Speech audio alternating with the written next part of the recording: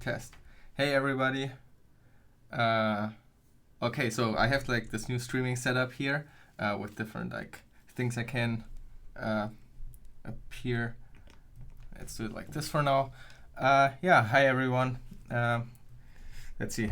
Okay, wait. First thing I want to do, I want to test out something. I've not done this before.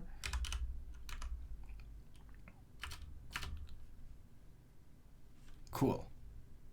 Because I know Staubfinger, I did like this VIP thing. I need to learn Twitch. I want to stream a bit more for various reasons, but also don't want to like overdo. Don't want to stream too long for 8 hours or something like this. That has always been too stressful. But I want to stream more consistently and a bit shorter, I guess, like maybe 2 hours or so. So this will be the first one. Let's see if I can stick to streaming this time. Yes, as everybody, or as some of you might know, I'm also very busy with work and my master thesis and stuff like this, but I do need to distract myself a little bit with stuff, and I feel like a short stream helps me mostly with a schedule, because then I need to shower and, get ready in the day. So I hope I can use the stream as kind of a utility thing for myself to get like a schedule. Yeah, okay, so the idea for the stream is that I want to follow along a series on YouTube that I've heard about a long time ago, and I thought, damn, I really want to actually do this. This sounds really fun. So, let me see if I can switch this like this. Oh, isn't this cool?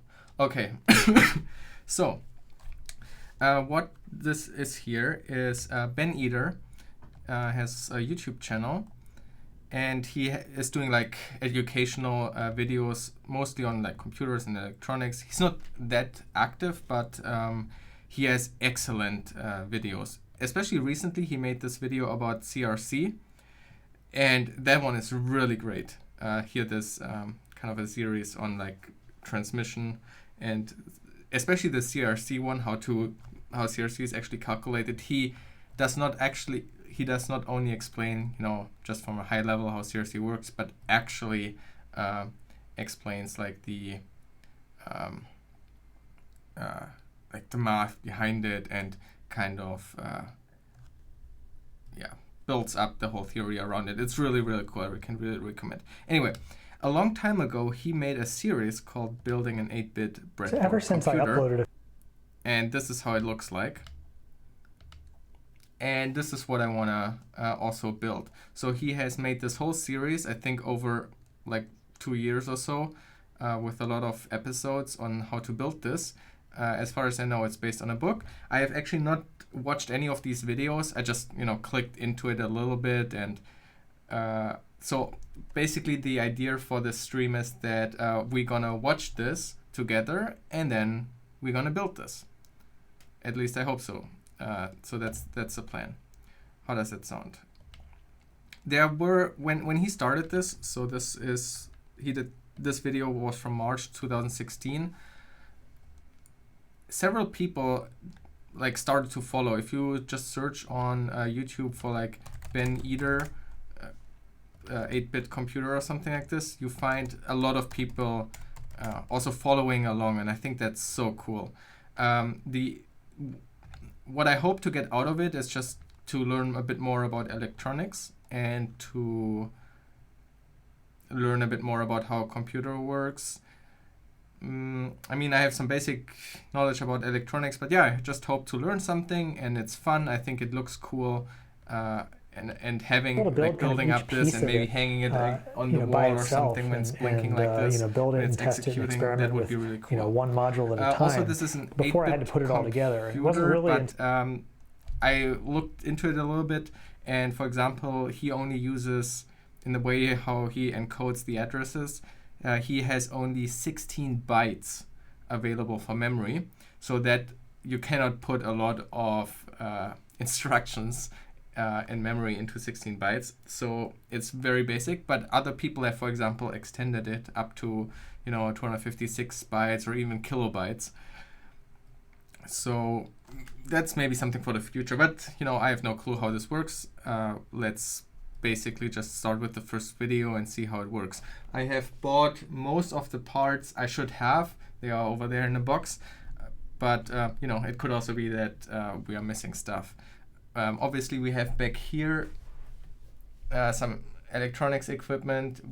I have a logic analyzer and an oscilloscope, and so I hope this is kind of like an educational stream for us all. I'm gonna learn, and hopefully you can learn with me. I just want to learn and build this, basically. That's the idea. Okay, so okay, what else? The video is way more louder than I am. That is good to know. Let's see. So this is my streaming setup. I changed it, so I'm doing this all on a laptop. Here, like what you see, the screen right now is on a laptop, but it's all through the network. I'm streaming actually from my Windows PC, but I'm just forwarding here this screen capture. So let me lower the audio.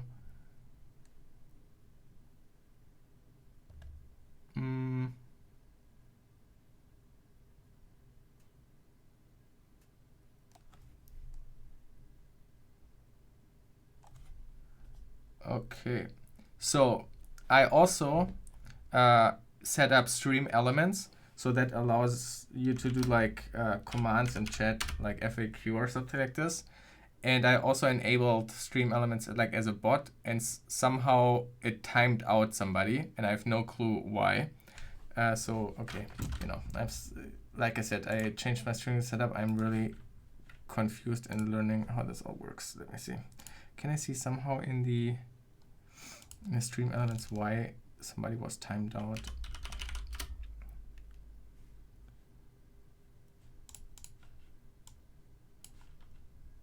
Let's see.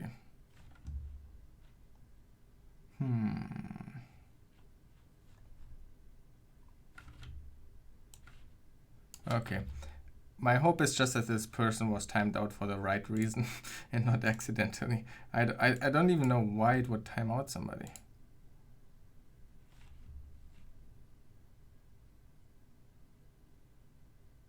Maybe because of links. Did the person maybe post a link? Why do I not see what the original message was? Well, whatever. We'll figure it out. I think I changed it now to allow links, hopefully. Or caps. Yeah, could be. I don't know. Okay, so I guess I had the moderator automod too high, so I took it further down. I don't know. Let's see. Okay, anyway. Oh, you posted a link. Yeah, sorry about that. All right. I think it should work now. Can you try again? Oh, don't be sorry. Sorry for this inconvenience.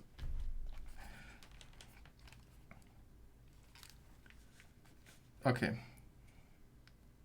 Okay, so I would say we just start watching this first video and learn what it is about. Let me know about the audio, if it's now better, if it should be higher or lower, and what the deal is, and then, yeah. So ever since I uploaded a few videos of this 8-bit programmable computer that I built a while ago, I've gotten a lot of questions about it, and I wanted to answer a few of the most common questions, and definitely by far the most common question is, can you show us how to build it, or do you have schematics for this, or something along those lines? And the answer is, believe it or not, I don't actually have schematics for this thing. I never sat down and drew out a full schematic, because of how modular everything is. Or how modular this architecture is, I was able to build kind of each piece of it, by itself, and build it and test it and experiment with, one module at a time before I had to put it all together. And it wasn't really until all the pieces came together that I really had to, be a little bit more thoughtful about how it was all going to work.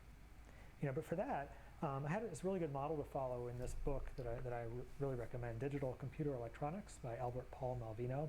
Unfortunately, I think the book is out of print, but hopefully, if you want to find a copy of it, you can find a used copy online or something. But this book has an architecture. It has a couple architectures. One is the SAP1, which is simple as possible. The goal of that is to be a very simple computer architecture that demonstrates all the crucial ideas behind computer operation without being any more complicated than it needs to be. And so you can see the architecture that they have in here is basically the model that I followed on, what I based this computer on. And so you can see all the same components are there. There's a program counter here. There's the memory address register, the 16 bytes of memory. They used a programmable read-only memory. I've got RAM, but same difference, or as far as the operation is concerned. An instruction register, the control unit, which is kind of all this stuff down here, and you can see they have all these signals going out that come back into all the other components, and that's what all these yellow wires are. They're all the control signals. They come from the control unit and go out to all the different pieces to sort of orchestrate everything. The accumulator, which is the A register here. The ALU, which is the arithmetic and logic unit, which in this computer it just adds and subtracts. Those are the only arithmetic operations that it knows how to do. And then the B register, so the A and the B register are the inputs for the arithmetic. And then the output register, and they have a binary display. I've got a decimal display, which I thought was a little nicer.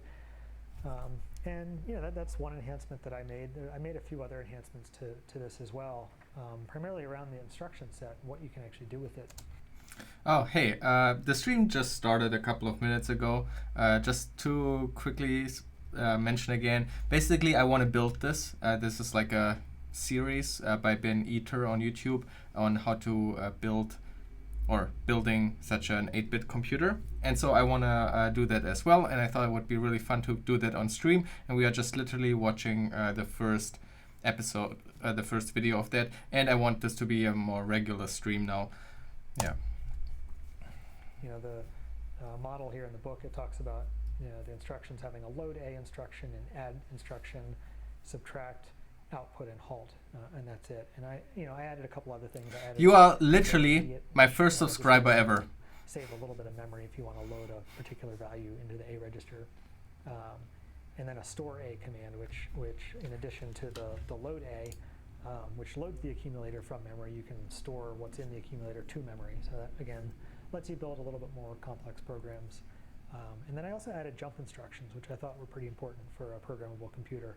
And there's a regular jump instruction, and there's also a conditional jump instruction that jumps when the carry bit is set, anytime the addition overflows. And so you still might be wondering, like, okay, can I just tell you how to build this thing already? Or where can you draw up a schematic or something like that? Well, I've got some good news. That is exactly what I plan to do, is to make a bunch of videos that go through every step of the process. I'm planning to actually build a whole new copy of this computer from scratch, and have videos of all of it. The bad news is it's going to take a while. I don't have a ton of free time, unfortunately, but my personal goal is to make one video a week at a minimum. And so we'll see how well that goes. But even with that, I want to make sure I'm covering everything. Second one, thanks, man. Principles and not leaving any mystery about why things work the way that they do. Because I don't want to ask you to take anything on faith. But going step by step probably means it's going to take a while to get to everything. It's at least a few months, probably. I think it has been years now. But I hope it'll be worth the wait. Because my goal, and I'm convinced that anyone can build this computer. I mean, as long as you're sort of patient enough to wire it all up carefully, and you have kind of the persistence to troubleshoot the inevitable wrong connections or broken connections or something. I'm convinced anyone can build this. Oops. Thanks. And really understand at a very deep level how a computer works by building this. Even if you don't have any experience with this sort of thing or with electronics. And in fact, I really hope, I'm really looking forward to that happening and people building these things and improving on it even. So I think for the next videos, I'm going to be traveling over the next week, so it may be in a couple weeks before I can get the next video up. But my goal is to start focusing on the clock as the first steps and walk through building the clock circuit from scratch. And there's a couple interesting things going on here. The clock, of course, coordinates everything in the computer, the timing of everything, and you can in this case, you can adjust the speed of the clock. And so you can see here I'm slowing it down, and so everything else is running slower. You can also stop the clock and then step one step at a time, which is very useful for troubleshooting something if something isn't working, which inevitably if you build this, you're going to run into a point where something isn't working and you need to kind of go step by step. So a couple of features there of the clock. It uses the 555 timers, and so we'll go through how those work, and they're being used in a couple different applications in the clock circuit. So I think that's the next thing I'll do. The next set of videos, you can look forward to seeing those. And so yeah, I hope you're as excited as I am about this, and I am. Ask for your patience. It's going to take a while to get through it all, but I hope it'll be worth it. And if this is exciting to you, please give this video a thumbs up and subscribe to the channel. Tell all your friends. Because if you like what you see, knowing that people find these videos valuable is really motivating to me. So subscribing and watching the videos is honestly is really the best way to make sure I keep working on them. So thanks for watching. Isn't this damn amazing? Oh my gosh, I'm so excited of building this computer. This is so cool. Yeah. Anyway, I'm really excited about this. Thanks so much for the first 3 subscribers. I feel honored. It's really weird. I watch a lot of Twitch, oftentimes in the background, and follow a lot of streamers, and it's just fun. So it's kind of weird sitting on the other side and receiving subs. I don't really know yet how to react to it. It's kind of awkward. But yeah, thanks very much. And there was a question about the state of the website that I was building on, and it's actually not liveoverflow.com Staubfinger. It's actually a different website that I was building on, and it's actually up. It's hacking.app. We got it to this kind of state. Okay, so let me recap what happened. So on stream, I was developing this website, and we developed it to a certain stage on the stream, and then it was kind of done in like a first version that I could start adding content to it. And so what I did off stream was just figuring out the hosting stuff on Amazon.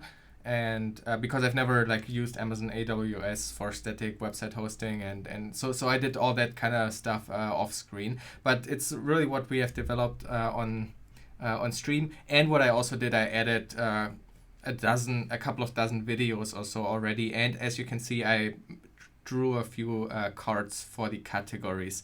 But so I didn't work on the code or anything like that. I just basically used the page. And here's the first version of it. Basically, it's online. I haven't announced it anywhere because it's still a bit buggy, the CSS and stuff like this.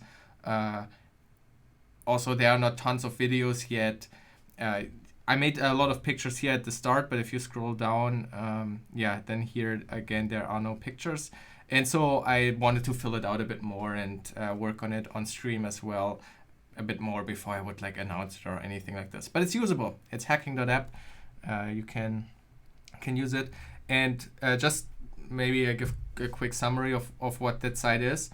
So the idea of this website is kind of to have my videos, but also other people's videos on hacking and IT security and or whatever I think is very interesting educational advice in IT, to have a site where this can be discovered. And it's based on kind of my theory on how I want it to be discovered, how I would like to learn and use this. And the idea is that, for example, you feel like you want to learn something new, or you are stuck with something, or I don't know, right? You come on this website and then you think, for example, okay, I want to learn something a bit more about browsers. And so, okay, here, for example, the CSS, this should be also on the left over there. So that's kind of annoying. But so you want to see here browsers, and then you see here already a couple of videos that are related to browsers. For example, the XSS research, XSS search, CTF challenge, or for example, also the Google XSS that we had on videos. And then you can say, oh, I'm actually only interested in Safari. And then you click on here, and then you find a video that contains something about Safari. And that's the thing about this website, the idea of why I wanted to do it this way, because I think videos are a great resource to learn, but it's often from the title and the description not really clear what the video is about. Because yes, this video is about comparing XSS vectors and it's about research or something like this, but actually like the real learning part of that video is about learning about a weird behavior in Safari, or it's one part of the video, right? So this video is not only interesting by its abstract idea or concept, but it's also interesting for somebody who is interested in Safari and weird stuff about Safari. And you would never, if you are interested in Safari, you would never be able to find that video because it's so obscure. It's such a small detail of that video, right? So, but with this website, basically, you could then find it. And it's curated by hand by me. Or let's say, okay, how do people use Netcat? You know Netcat, but how do other people use it? And then you would click on this, and now videos that use Netcat would show up. Again, there are not many videos on there yet. So, for example, my flag lab video, right? It was a CTF challenge where there was a remote code execution in GitLab, and I was exploiting that. And Netcat is just one small tool, a part of using it, right? If somebody wants to learn something about Netcat, I think it's dumb or it's stupid to look for a Netcat tutorial. I think you don't really learn much of just looking up a Netcat tutorial. Where you actually learn is when you, when you see it being used and you see examples and you have a motivation to learn it and it was used in a certain way to solve a certain problem. And so you want to learn something on Netcat, now you can watch this hopefully interesting and a video that is hopefully, kind of capturing, it has a nice story to it or something like this. And you can also learn about this. Yeah, so that's the idea of the video. On static analysis a bit more, for example. So let's say you want to learn more on how to use Binary Ninja, and I used also Binary Ninja there. As you can see, there are not many videos on that, but that's the basic concept idea. And the CSS a bit is broken on mobile and stuff like this. So there's still a bit more to do before it can be like fully public, but it's usable already. Yeah, man and C, exactly. You can look up the manual, but what is actually, I think, is way more important than just understanding how to use the tool, but also to kind of get, maybe a dumb word, but get inspired to what kind of problems you can solve with it, right? I think, for example, when I started, I would have never thought that I can look at an HTTP request with Netcat, right? I just listen with Netcat and send an HTTP request to that TCP port. Like, why would I do that? But then you see in videos how I use that to debug something, or use that as kind of a backchannel listener to just extract some information or something like this. You get the idea. Just to show it in creative ways how to use these tools. I don't know, whatever. Yeah, it gives you context when you use certain tools. Exactly. Will you cover more malware stuff? The problem is that I have no clue about malware. A lot of malware research is on Windows anyway, and I don't know much about like the Windows and the Windows APIs, all the different techniques, how you can inject yourself in a kind of different process or hide yourself, and like as a lot of the Windows internals that are important to know for malware, I have no clue about, and so I don't have any experience with that. I would love to. So maybe that's like one of those topics where I would hope some expert from that field reaches out at some point to me and wants to make a video with me around it. But anyway, there's several other people that are into malware that do videos. So there's OA Labs, and there's what's his name again? If you look in my YouTube channel and go on the featured recommended channels on my channel, I have listed a lot of different channels that also do IT security stuff. There are a few malware channels out there. Yeah. You like the browser series? Thanks. I also really like it. It's one of these videos or one of these series where I see a steep decline in my views and stuff like this, because it's just very technical, obviously, and so the most people that are coming to my channel are from the YouTube algorithm I'm not very interested in. So the views go down, but I get a lot more feedback. A lot more people say that they really like that, so that's really nice. And of course, thanks to Patreon and stuff like this, it also doesn't feel bad that, you know, the ad money is going down and stuff like that. Anyway, okay, so yeah, so there was that. We got distracted.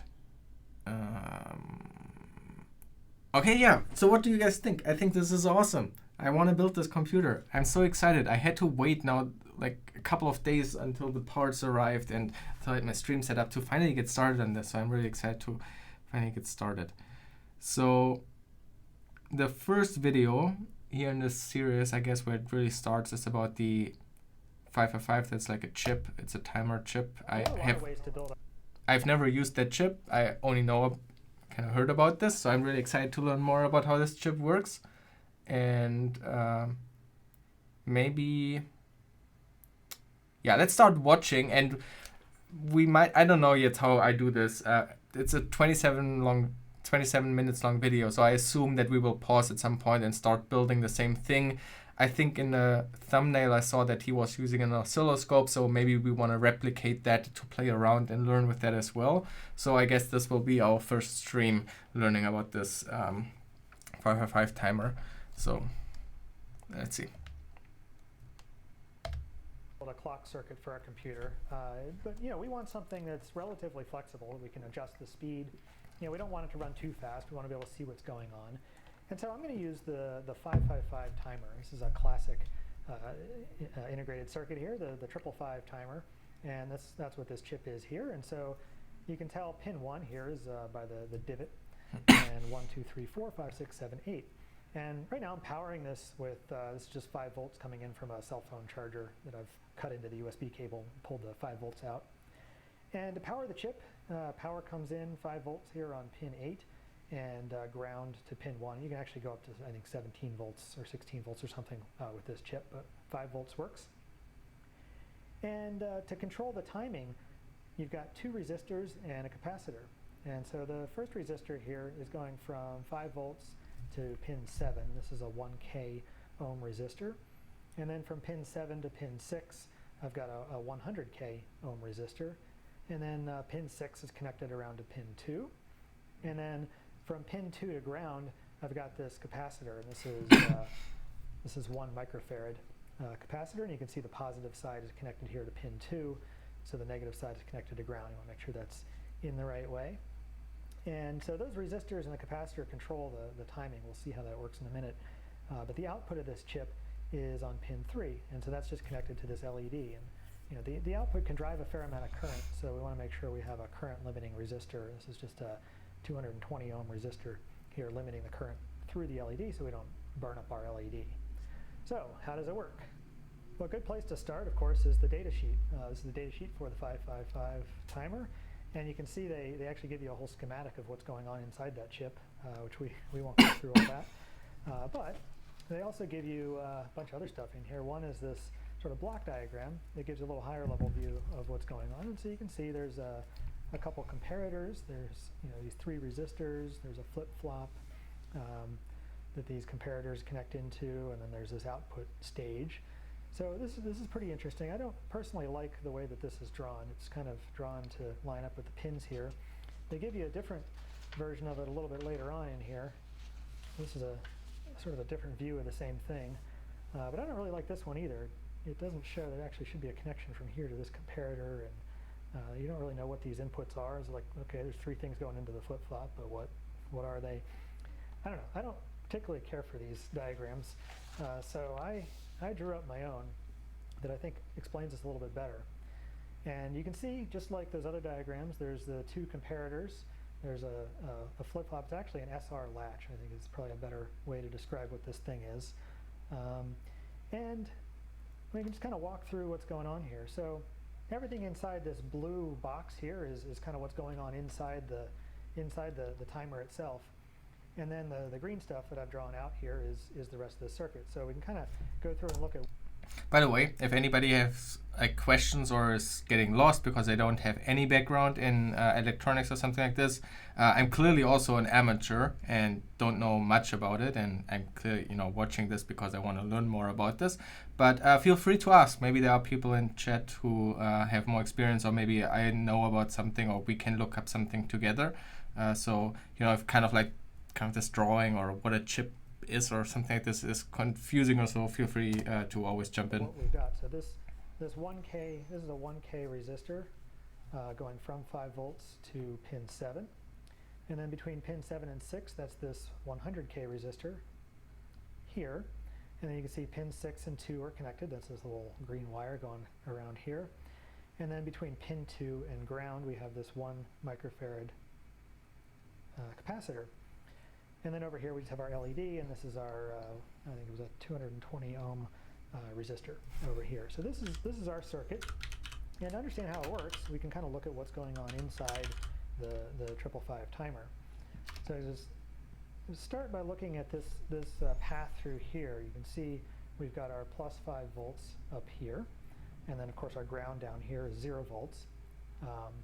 And then there's these 3 resistors, and I think each of these resistors inside here is 5K. Do you know a good series to get started? I think just jumping in and doing a bit, like a basic Arduino and like a Arduino starter kit, and just making an LED blink and using like like an AND component or like a shift register and playing around with that kind of stuff, I think is great for starting. And I also think the series is great, right? He's like not spending too much time wasting on explaining certain aspects, right? He doesn't make a slideshow and showing that this here is supposed to be a register. He's just saying, so this register, this register, and now you learn that in the diagram you draw a register like this, right? You don't spend time on explaining that convention. It's immediately clear. So I think also just watching something like this is hopefully a good start.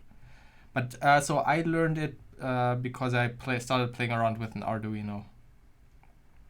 Oh yeah, Raspberry Pi, right, I forget about the Raspberry Pi. The Raspberry Pi kind of came out right at the time when I also started learning with Arduino, and so I didn't do that. However, with the Raspberry Pi, it's in some way easier because you have this Linux environment and you can play around with the GPIOs, but in some way it also is already like super complicated and maybe also a bit more scary to break it. Like if you accidentally fry it, you might fry your Raspberry Pi. And an Arduino, it's a bit more low level. You write it really in C and you understand it a little bit, I think, gives a bit more intuition on how everything works, I think. But yeah, either way, if you have a Raspberry Pi laying around, you can already play with that. Oh yeah, Great Scott YouTube channel. Never really watched it, but I'm sure this is amazing.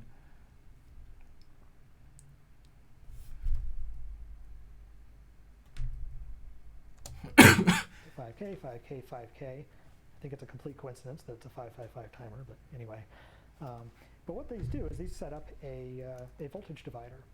And so at this point here, you've got 1/3 of the voltage between 0 and 5 volts. So that's 1 2/3 volts, so 1.67 volts we'll call it. And then at this point here, we've got 2/3 of our 5 volt supply. So this is 2/3 is 3.33 volts. And so you've got this voltage divider. So you got 5 volts, you go through this resistor, you're down to 3.3, you go to this other resistor, you're down to 1.6667, whatever. You go through this other resistor, and you're down here at ground at 0. And what that does is that sets up these inputs for these comparators. And the way the comparators work is there's a positive input and a negative input. And if the positive input is above the negative input, then the comparator switches on, and the output is 5 volts. And if the positive input is below the negative input, then the comparator switches off, and the output here is 0 volts. So let's think about what happens when we turn this thing on. Get this out of the way here for a second. So what happens? Okay, so like I've heard before that the 555 chip is like a timer and can do this, like for timing stuff. So I knew, okay, it could be used maybe for a clock or something, but I've never learned about how it actually works. And so that's super interesting for me right now. Is let's assume that these inputs over here, this is all 0 volts. So we've just turned this on, the stuff is 0 volts. So we've got 0 volts coming in here. That is below 1.6 volts. And so this comparator turns on. And so that triggers the set pin of our SR latch. And if you don't know what an SR latch is, I've got a video on that. But basically, it's got a set and a reset. And when the set goes high, then the output comes on. And when the reset goes high, then the output turns off. And then, of course, if they go low, then it remembers its last state.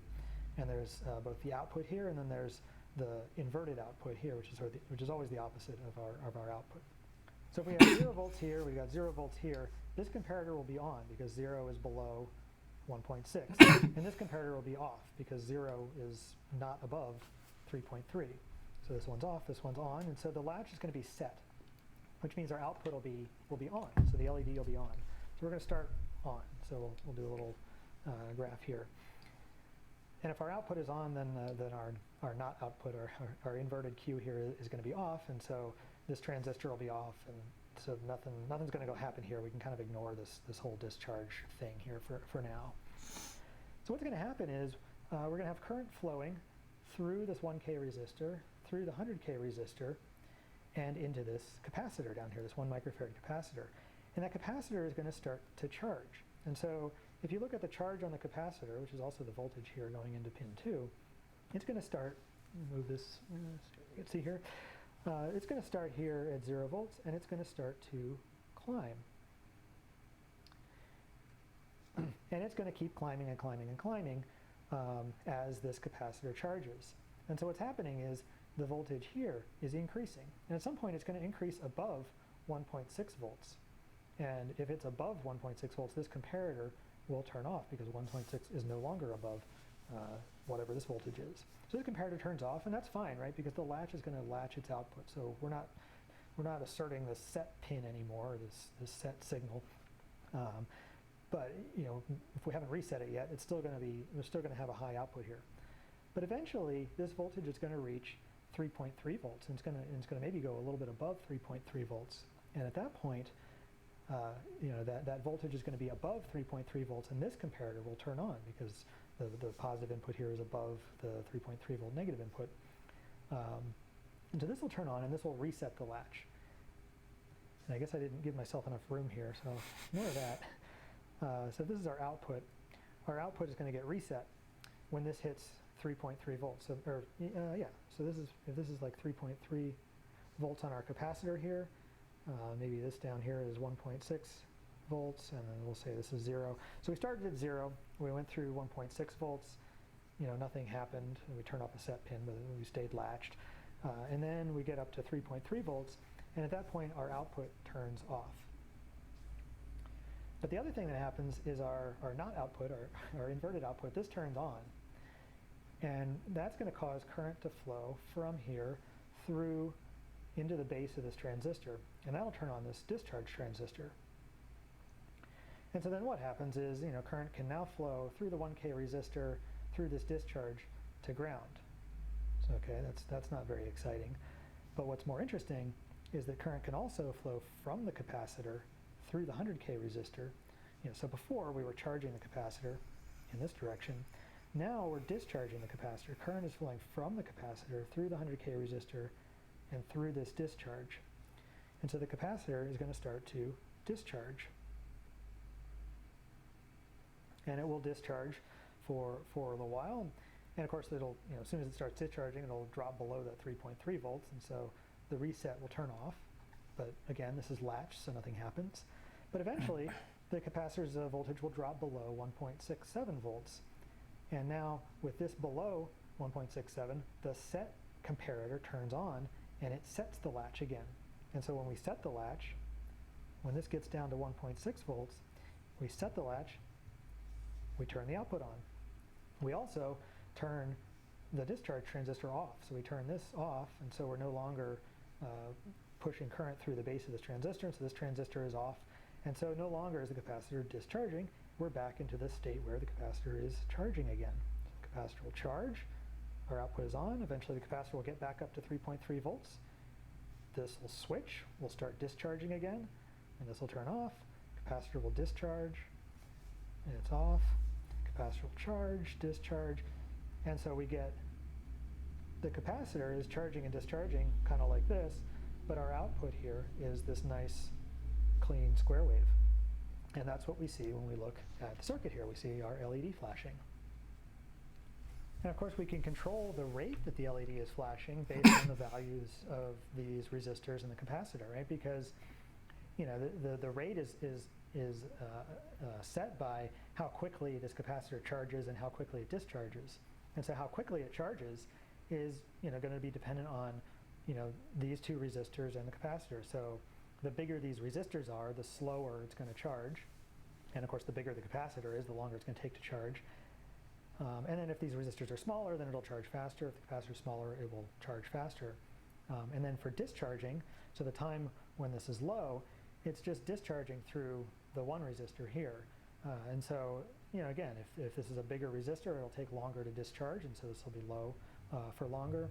If it's a smaller resistor, it'll be faster. And so by adjusting these components, we can kind of control the rate here. And so one thing you might notice so is clever. that, I so chose clever. a 100K resistor here, and then a relatively smaller 1K resistor here. I mean, this is only 1% of this. And that's because, because we're charging through both, and when we're discharging, we're only discharging through this one. But I wanted this square wave to be fairly symmetrical. And so by this only being like a 1% difference in the charging from discharging, you end up with essentially the same time that it's off that it is on. It's sort of what's called the duty cycle.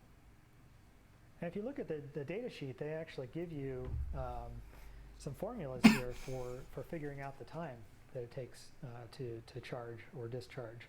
So charge time, discharge time, and they actually show a nice little graph that looks very similar to the one that I just drew.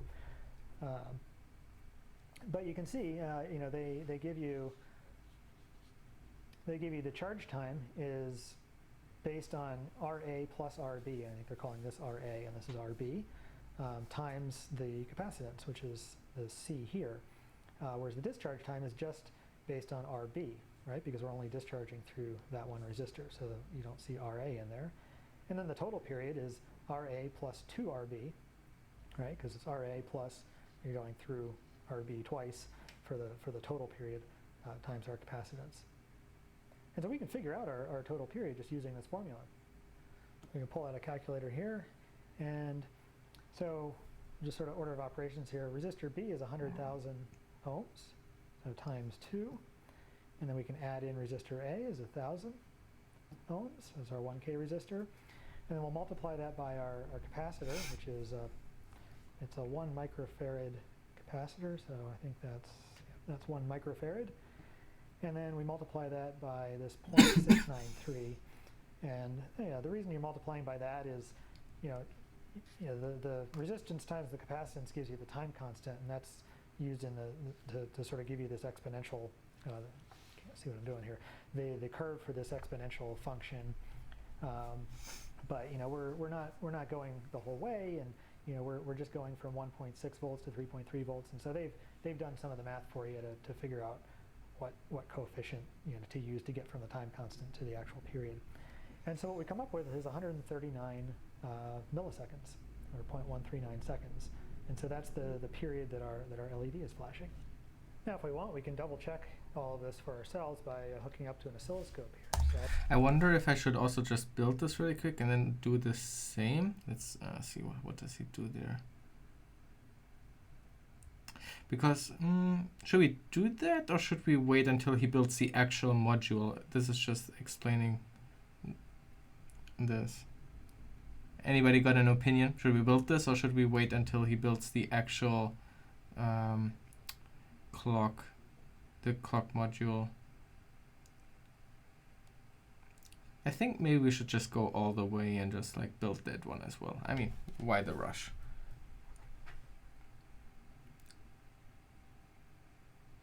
What am I up to? Our goal is to follow this playlist from Ben Eder and building an 8-bit breadboard computer. And so we just started today, so didn't do anything yet. But I think, yeah, actually I want to build this. Why not? We have time. There's no rush for this, and I want to enjoy this experience. We can only build an 8-bit computer for the first time once. Okay, so let me show you on my streaming setup here. I have like a top-down view here. I can do it also like this, and I can put the laptop screen on there. Isn't this fancy? Okay, so yeah, I got here, I ordered a lot of parts, so sorry for if this is loud with the plastic and stuff, but let's see.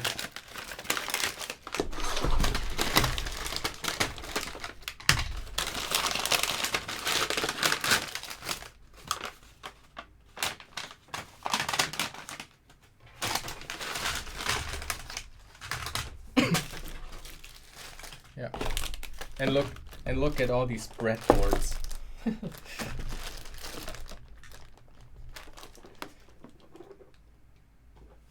Okay, so let's take one of these breadboards, and then we gotta find the chips.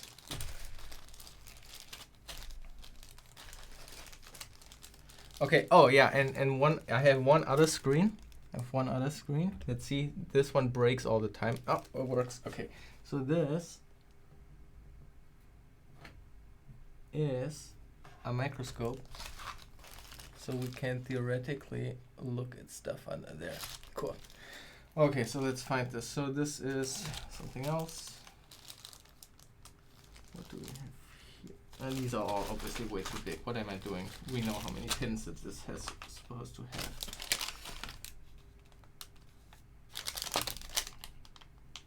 Seven fours.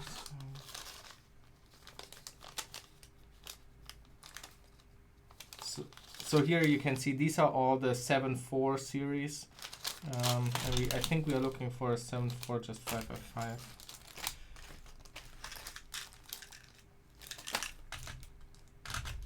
You know what would be bad? I didn't check the delivery. It would be so bad if if it got forgotten or something. That would be so bad. Okay, I guess I'm blind, or I fucked up. That could also be. Let's see. Okay, wait, what is this? 595.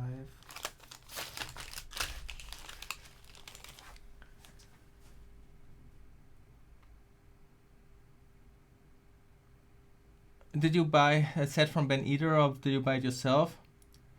I didn't. I thought about buying it through Ben Eater, but the problem is that I'm not in the US, and there was so it was already obviously a little bit more expensive, or it was fine, I guess, but there was like $80 of shipping from the US, and so I decided to buy the parts. I found them.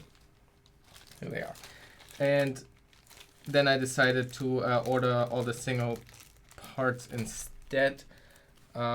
I did end up actually ordering from Mauser Electronics or so from the US, because okay, any Germans of you in this thing who is into electronics, because for the wiring on the breadboard you need wires, and I tried to find in a German store this it's, what is it called? It's a Klingeldraht. It's a bell wire, which is like a solid core wire.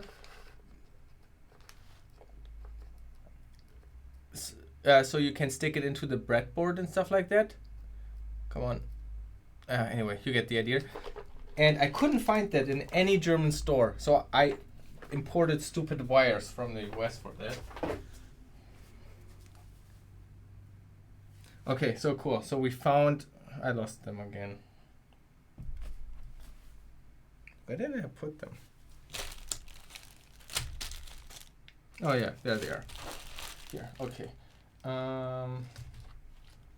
Okay, and then I guess so he used, what did he use again? 100K. Let me see, wait 1 second.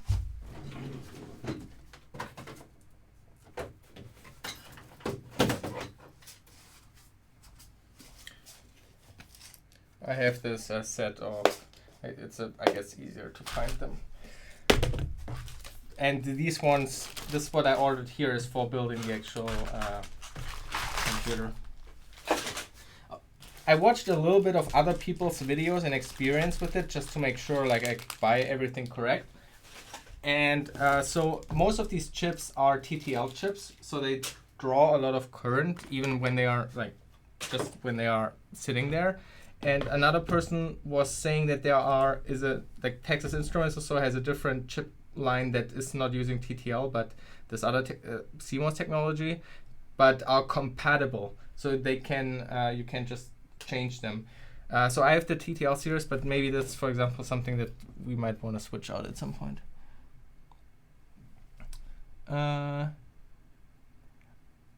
Didn't find them in Belgium either. Yeah, so you were also looking for this? I don't understand. This seems so basic. I've had this issue before when I was trying to solder like very small PCBs or something like this, and I just needed to have a wire because I forgot something, or just or on like a, on these prototype boards with the holes to just put a wire. And if you have the one with this individual wires, it's just super annoying. I don't understand. It doesn't make any sense to me. Anyway, they are so useful. But maybe I'm also just stupid. Maybe I didn't know the German term properly. But I went through all the categories and some I couldn't find it. So if anybody of the Germans find where these are from, because I would have loved to buy them in larger rolls and stuff, but I only could find them in these spools, so I bought 2 packs of these for that reason. Okay, anyway. Einzeladerlitze oder Aderleitungsstab. Yeah, okay, so I also found that they are called described with star. But yeah, I don't know. For example, I didn't look in all different kinds of stores. I looked at Reichelt and I looked at Conrad. So these were the places I was looking for. I'm such an idiot. I put away the chip again. God damn it.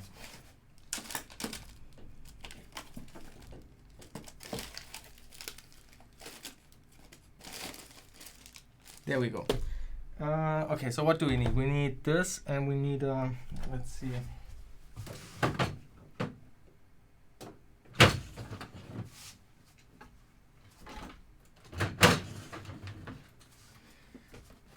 Let's see if I have. So I'm looking for so we have the resistors, we have the chips. So I'm looking now for, we need an LED and the capacitor. I tried to see, I'm not sure what I ordered, but I also should still have like some kind of capacitors and LEDs.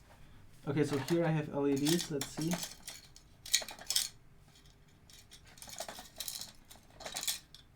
Okay, so I have an LED here.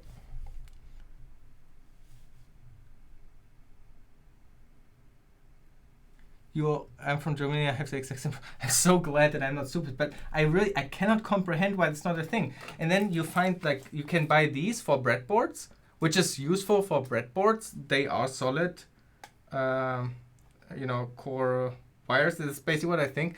So I wonder if it's the conspiracy I have is that they want to sell these overpriced packs like this because you could easily make them yourself if you would sell the source material. Same with these, you could make these yourself kind of with these single wire ones more easily. So that's my conspiracy. So let's see, what was he using again? 1 microfarad. 1 microfarad. These are see, I have no clue why I have these. I have no clue why I bought a 1 microfarad at one point, as if I would have done anything with it. They're completely unused. Okay, so 1 microfarad. This looks super cool that I have this assortment of tools, but don't get the wrong idea as if I would have done anything with that. These are all things that I always wanted to do stuff with, and besides just plugging in an LED to an Arduino, I didn't do anything.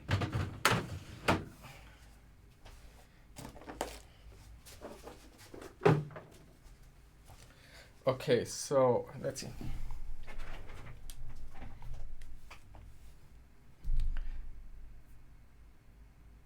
Oh, a shop called Segor. I've never heard of it. Okay, I will check it out. I might, have to order more stuff anyway. Okay, so let's see. Let's pull up also the data sheet.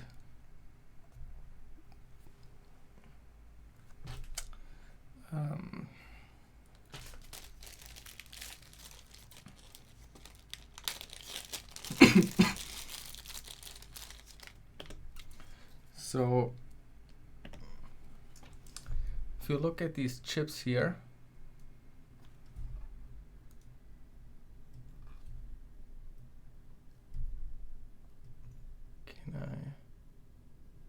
there we go.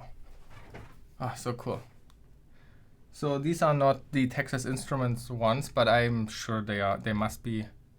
Okay, wait. They have C. I don't know. Let's Google for that name. I'm curious if CN is some kind of special thing that I've screwed up now. So this is, I guess, the one actually that I ordered. Let's see. No, it says Texas Instrument here. That's definitely not the Texas Instrument logo. Let's see. When we search for 7C8NH2G3. Actually, I think maybe I should move the microscope just here next to me.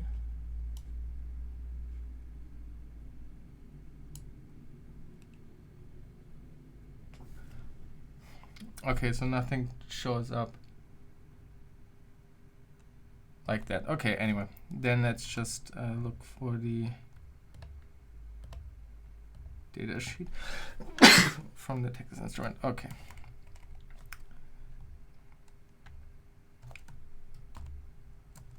Let's see if we can remember what Ben Eater did and built that based on looking at the schematics here. Yeah, so if you have never looked into a schematic like this, it's I think it might seem scary for the first time, but it's you just look for what you're looking for. So yeah, so this is the chip. Okay. Oh, I also need power. I also need 5 volt. How do I get 5 volt?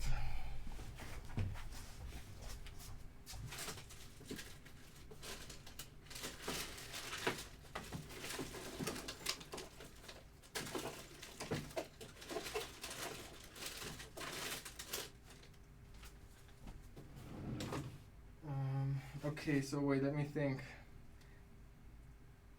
I have this laboratory supply back there, but it's super heavy. Let me think. Do I have somewhere?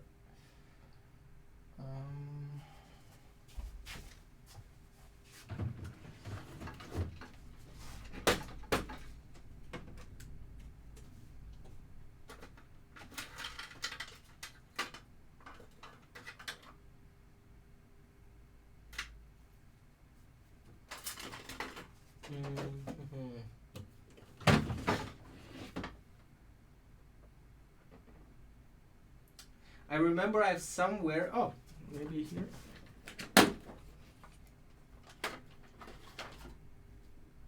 Oh, anybody remember this video?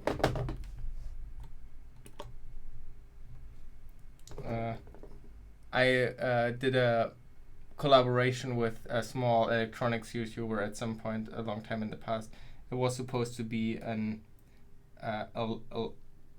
electronics lock, like you have a pin entry here and then brute forcing it or something. So I was hoping that this has a power supply added, but no, it was powered through the Arduino. Oh, actually we could actually use that. That's true. So where do I have a cable for that?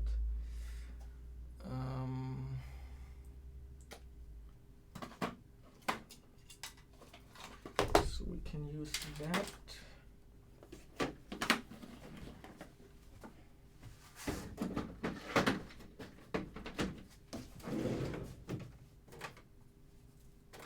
I'm looking for this Arduino USB cable thing. I think I got one. And then I just need, I guess this. Oh no, different one.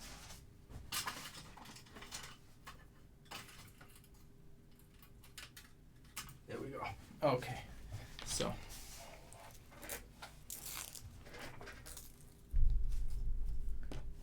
I also, oh wait,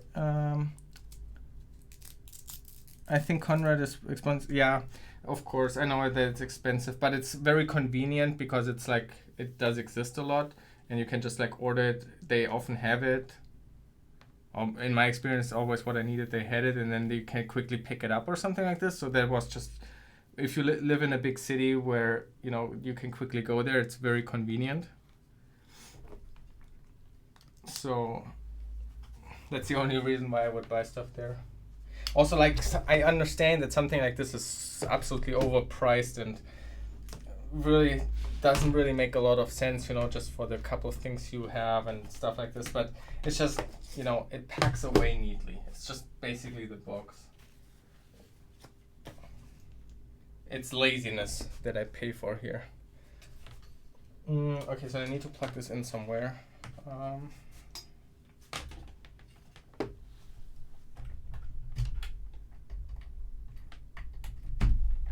So there we go. So basically I'm just using the Arduino as a power source. So on here,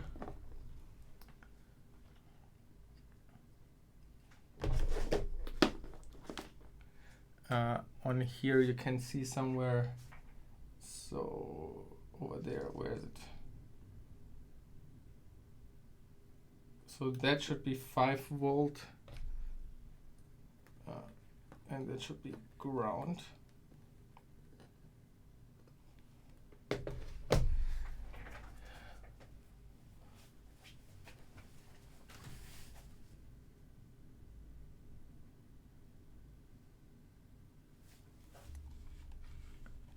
I'm learning, what does that mean?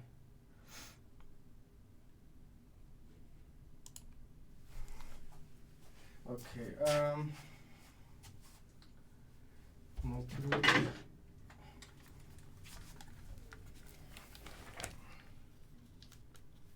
so haven't done a lot of stuff, haven't done electronics in I'm super paranoid right now, so let's see.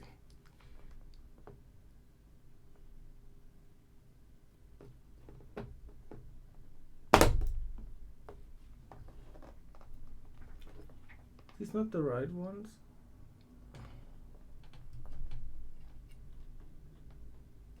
I bend it. Oh my gosh, I'm so stupid. Oh, yeah, I'm stupid. I fucked up here. You see, if you measure like resistors and stuff, you put it in here, but if you want to measure voltage, you need to put it here. Okay, so now we measure 5 volts. Fine. Actually, I realized I should actually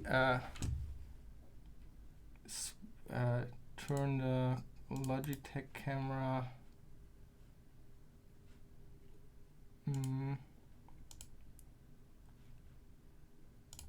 180 degrees.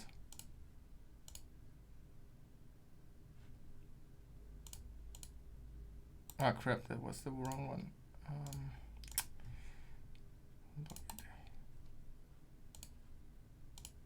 There we go. That's better. That's my view as well.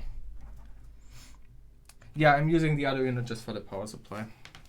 I don't have I don't know yet how I want to do this, because so like my electronics equipment is over there, but for the stream I would want to build everything here. And for example, I think I also want to check out the oscilloscope, as Ben Eater is doing it in the video right now. And so I'm not sure yet how I do that. But I also ordered, can't show it really right now, but I have like a very crappy setup for the overhead camera, and I've ordered a different attachment to the table and stuff like this. It was supposed to come today, but they put it on the wrong car or something like this, and so it will be delayed by a couple of days, and Monday is a holiday, so we are screwed. Okay, so let's see. So we can, if you have never seen a breadboard, sorry, let me know if I explain stupid stuff and you all know this. So this is a breadboard. It's great for prototyping, and you have on both sides you have two lanes that are just going, in this case from they go horizontally right now, vertically. So they are all these holes are connected downwards. So you have a plus and minus line that you can use for ground and power.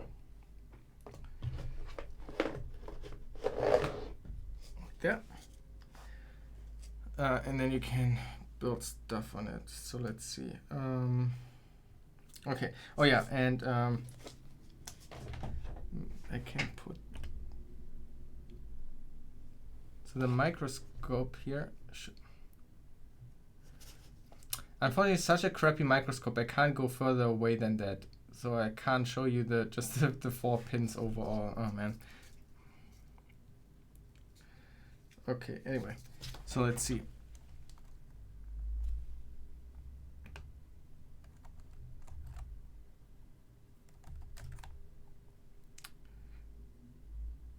Okay, so I guess we can do this as well.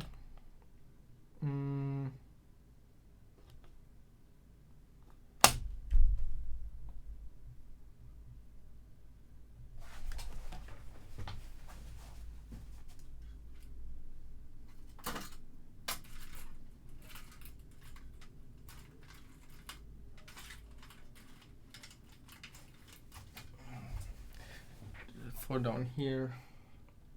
So it's like this line down to have the power also on the other rail. We just add a bridge over there.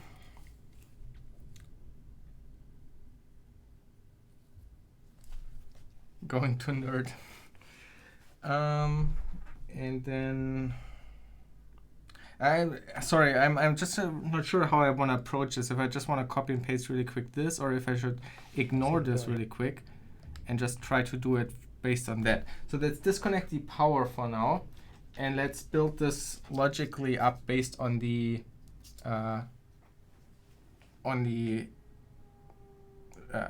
data sheet over there. Okay, so when you have a chip like this,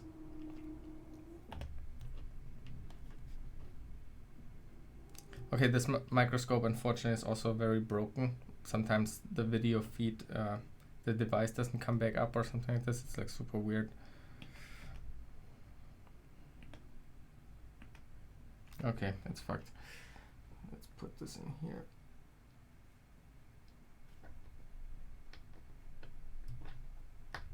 Okay, so what I wanted to show is that you see that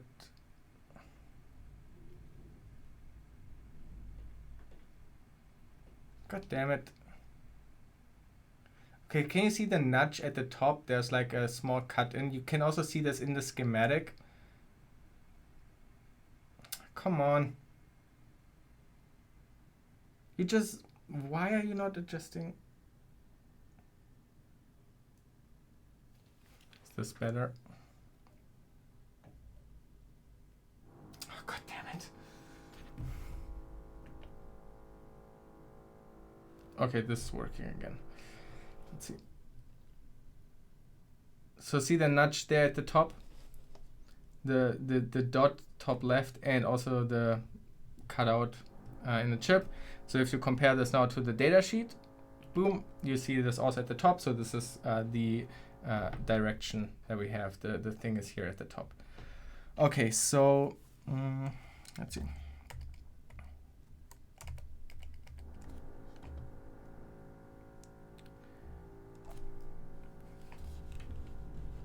We could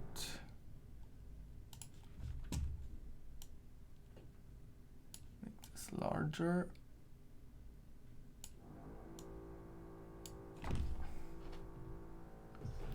Okay. So we have ground in the top left. Let's see, can we do something with this here?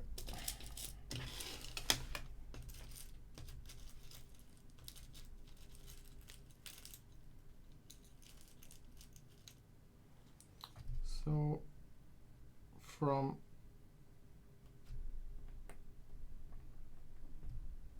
we are connecting ground.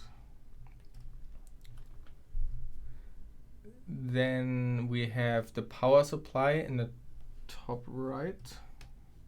So these are also numbered. So as you can see, it always starts at the dot at the top left. That's 1, 1, 2, 3, 4. And then it loops around 5, 6, 7, 8.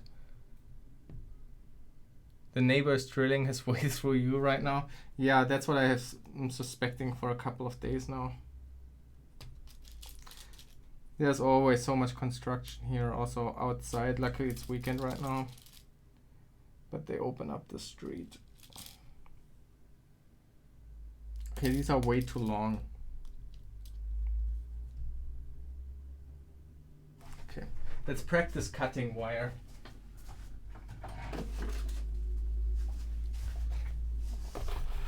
Because I have not done this before either. So we want like, I guess just a short piece like that.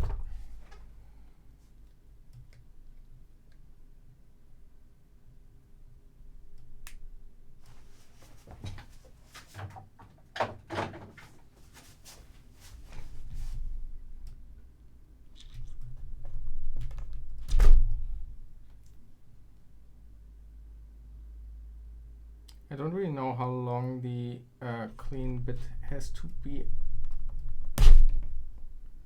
Okay, I already failed. God damn it, I'm such a noob. There was a trick to yeah, okay, this was the direction to hold it. That made sense. Okay, and that might be too short now. Let's see.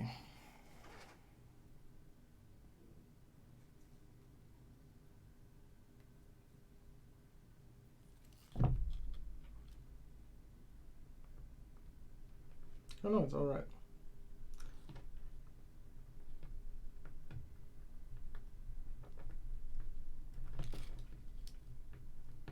Okay, there we go. Beautiful. The neighbors after the Arduino. I need to check something real quick.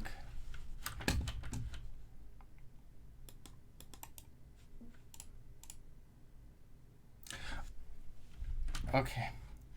I thought I remembered that. Here, Zoding in chat actually also has a Twitch channel and is actively streaming a lot. I thought I remembered that name. I would just had to check really quick if I'm not misremembering or something like this. So I see him all the time in my follows when he's streaming. Can recommend. I love it when people put themselves. Yeah, I know you. I know you're streaming. I watched you like a dozen times or so maybe over the past few months or so. When I see you are on and I'm doing stuff, you know, I like to put Twitch on in the background, and you have been one of the people that I see a lot and have put on as well. So I'm more surprised that you actually know of me, because you're doing you know, regular programming, I guess. And it's kind of, now that you asked this, it's also kind of weird that you're actually in here. Like, did you follow or something like this? Because I thought it's better to stream and just chatting, because it's a bigger category than just the programming category, and maybe to snipe away some viewers that are not already into programming. Oh, you watch a lot of my... Oh, thanks so much. That's awesome. Cool, thanks. Maybe we can collab or something at some point. You know a lot about programming that I don't know, and there's a lot I would like to share and show people as well.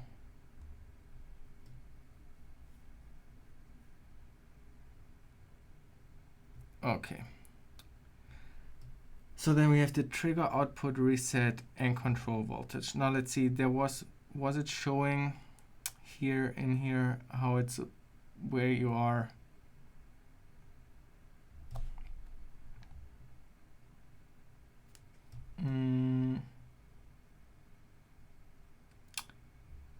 Device. Oh, okay, wait. Okay, so now here the datasheet talks about monostable operation, and there's another one, astable operation. And Ben Eder was using, here's, what did he follow? He was monostable. Okay, I guess I saw in the second video was about monostable, so I wonder, is he changing it for that part? Astable. Oh, wait, he was looking into the astable device functionality modes, figure 15, astable waveform. So I guess he did the astable setup. That, okay, yeah, this looks more like,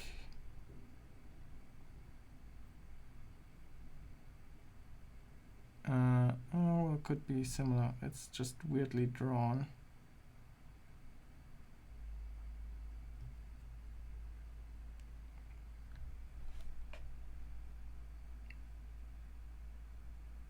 Oh gosh, this breaks my mind. What is the difference between these two?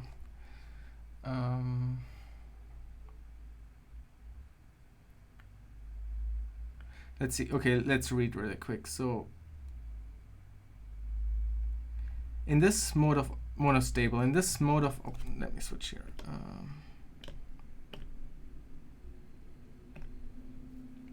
In this mode of operation, the timer functions as a one-shot. The external capacitor is initially held discharged by a transistor inside the timer. Upon application of a negative trigger pulse of less than 2 pin 2, the flip flow is set with both releases short circuit across the capacitor and drives the output high.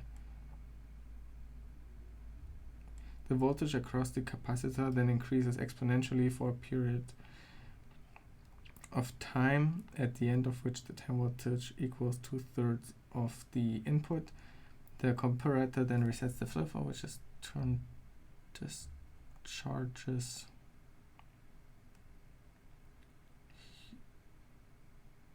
Okay. Since the charge on the timing interval is dependent of supply. Okay.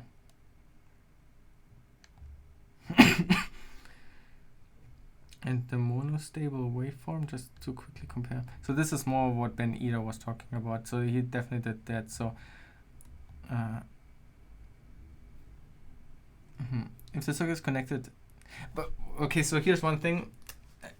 You can tell I have no clue about the 555, but I remember when I kind of started with playing around with electronics, I spent a lot of time at hackerspace, at the Stuttgarter hackerspace, and I remember them talking about like the 555 and how. So I don't know if that's true or if I misunderstood this, or it's just something that I, was like one sentence that I picked up on, and I don't know if it meant anything, if it has actually any meaning or anything, but I do remember them talking or saying something along the lines that it's kind of like an art form to use the 555, and that you can use it for very weird applications as well, that it's very versatile in that kind of setup, and you can use it for interesting weird things. And I think, oh wait, maybe was there even a competition of I think I remember something. Yeah, 555 contest winner. Yeah, some gems from the 555 contest. Exactly, that's what I heard about. That because, it's a fairly simple circuit inside that is very flexible. You can do like really weird stuff with it. A 555 adding machine. And I think the idea is that it's only supposed to use like the look at that array of 555s. Yeah, you are only allowed to use the 555 or something like this. Yeah, isn't that crazy?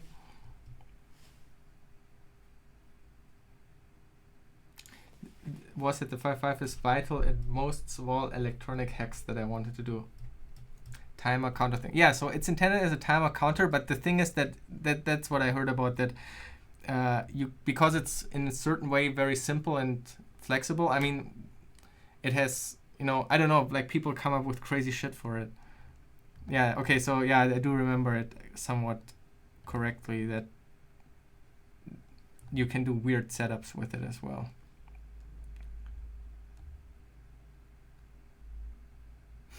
Okay, so wait, so in this setup, the capacitor charges and discharges between the third and the 2/3.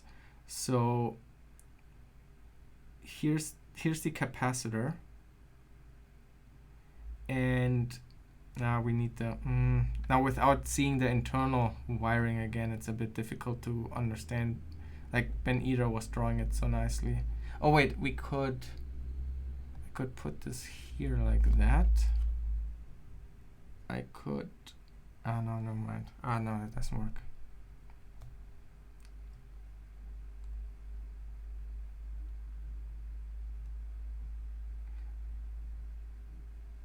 Yeah, okay, I don't know. Okay, whatever. Let's hook it up as the A-stable one. Okay, so pin 5, what was pin 5 again? Pin 5. Oh, this is terrible. Pin 5 is the control voltage. The control voltage goes into one comparator for the flip-flop. Yeah, I don't know. Ben Eder definitely drew that better. I guess he was right that he doesn't like it.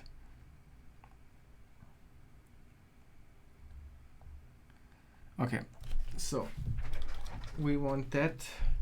So pin 5, 1, 2, 3, 4, 5. So bottom right, and we want to connect that to ground. Let's see. Do I want to just bend this over?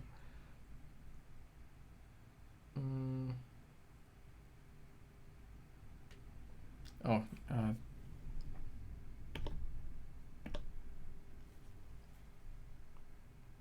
wait, this also needs an order. I forgot. Was it correct that this side has like a minus? Did I remember this correctly? Is this ground?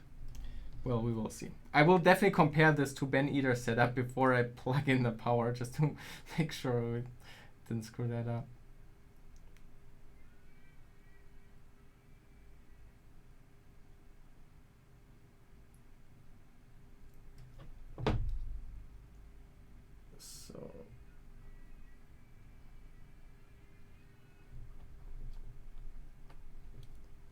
So like that.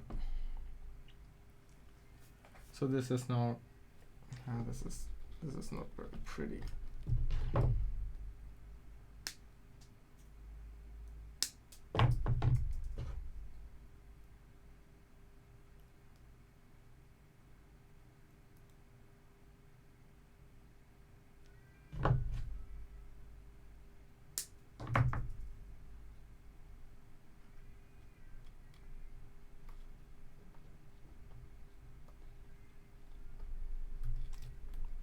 There we go. You fell into a burning ring of fire. I don't understand. Okay, so that over there, and then we have, what I don't know what a dashed line means. Is that like optional? But why is that part here not, why is that not dashed and then this is dashed? Okay,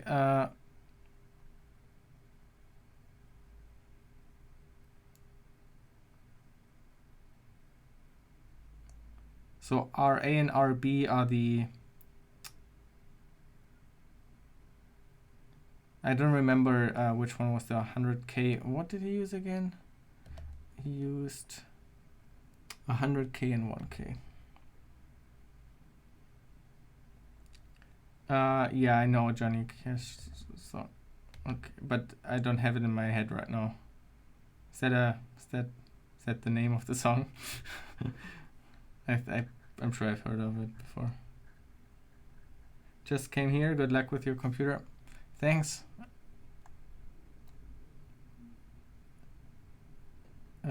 Shit, I forgot again. This is hard. paying attention to chat and thinking at the same time. So to the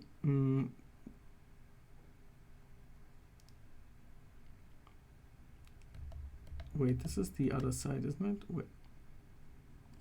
From discharging, you end. Oh, I was so blind. I was looking for the capacitor, but it's down here. So the capacitor has the 100K and 1K. Okay, so the 1K goes to VCC is connected to 7.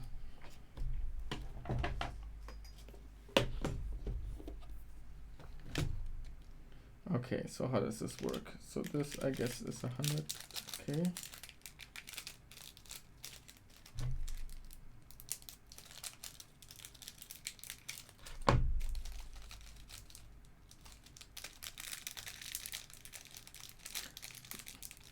Oh, were you talking about the fire, about the capacitor and the polarization? If I screwed it up, I mean, I do have a couple of more, so I guess we can sacrifice them.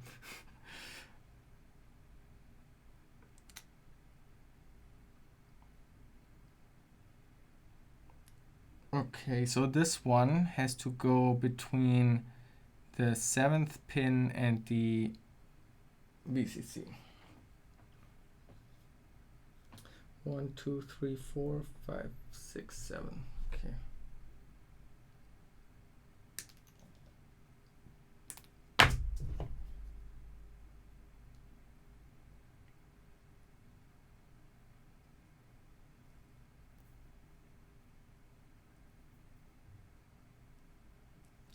Okay. 1, 2, 3, 4, 5, 6, 7. Here and here. There we go. Oh shit, this was the 100K. I'm such an idiot. 1K, where's 1K?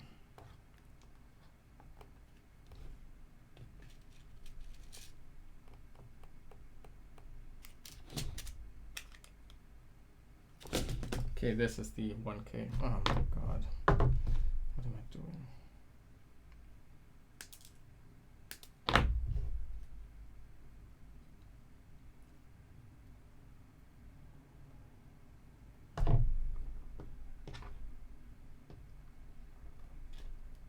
Okay, so the 1K. There we go.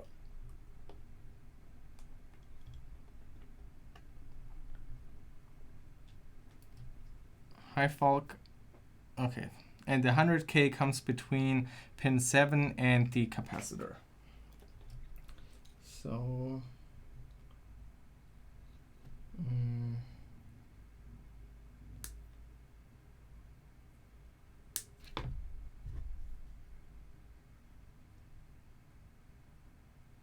there's very little space there, but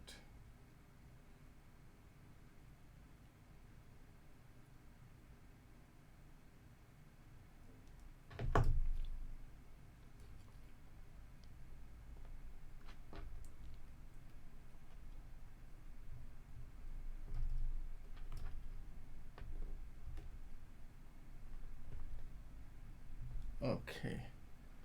Let's see. Is the microscope working?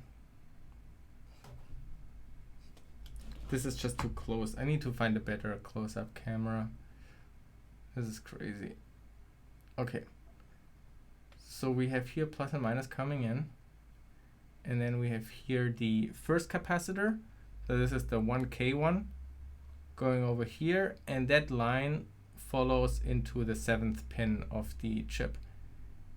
And that same one is now connected through this. Yeah, okay, this is just bad.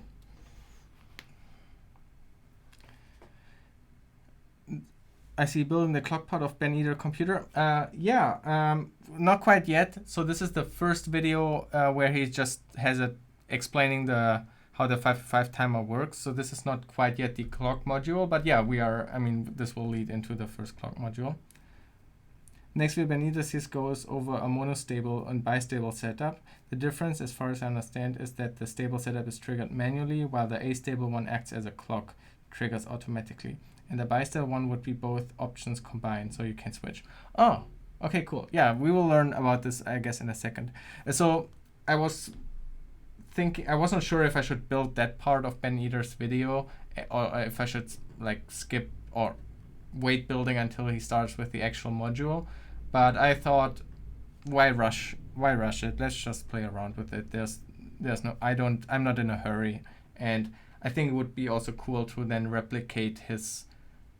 He's using an oscilloscope to look at this and stuff like this. So I would like to do the same. I think that would be interesting. So I just playing around with it.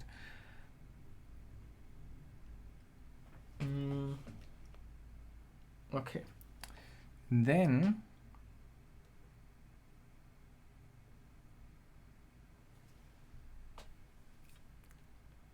the next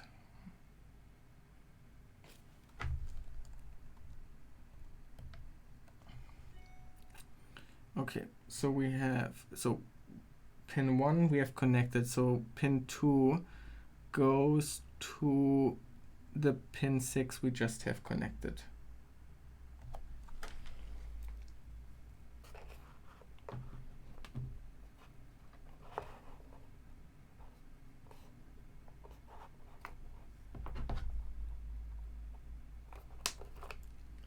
Okay, so this is really 1, 2, 3, 4, 5, 6. Wait, 6? Did we connect 6? I need fresh air. My brain is already going numb again.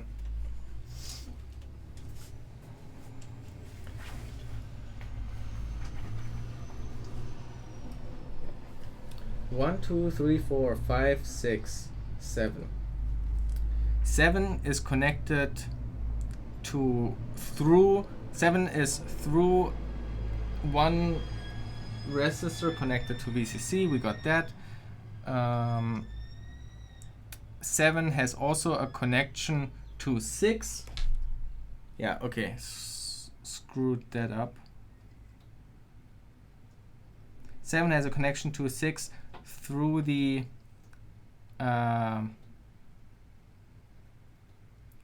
capacitor. Wait, there's a second capacitor?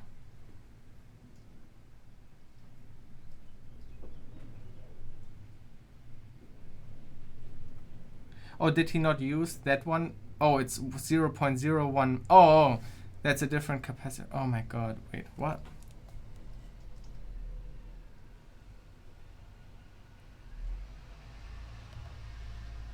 Wait, in Ben Eater's, what is it he doing? He doesn't have that, right? So this one here is connected to 6 and through a resistor to 7. Connected to 6 and through a resistor to 7. Okay, so this is the one from Ben Eater. And so this one here. Okay. Do I have anything connected to 5? Okay, so this was wrong. So this needs to be connected to pin 6. And this goes to 6 and ground. Like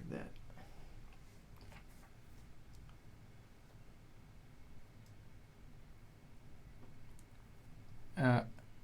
You like that I'm doing this now because I feel I would never be able to finish it? Yeah, so I want to do this, but I also feel like if I would do it alone, oh well, I would probably binge do it. I have all the parts here. I would probably just not work for a couple of days and just finish it. But I also feel like with a stream, I can also force myself to continue doing it. So I hope that will be useful.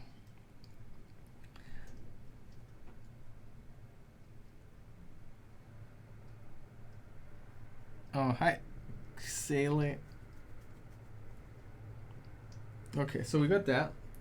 And then, so 5 is here through a 0.0 microfarad. But I think Ben Eater didn't do anything there. I guess it's so small that it doesn't matter. He just connected. He doesn't have any connection there. Is this correct? He has not connected it at all. That makes sense.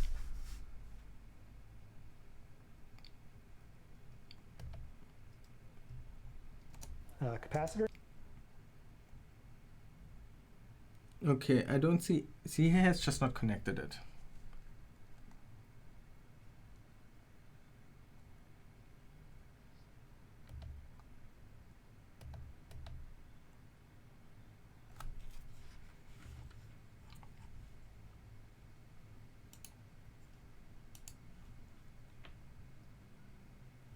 Oh, the Mega processor? Yeah, I've seen it in a couple of YouTube videos too. That one is also...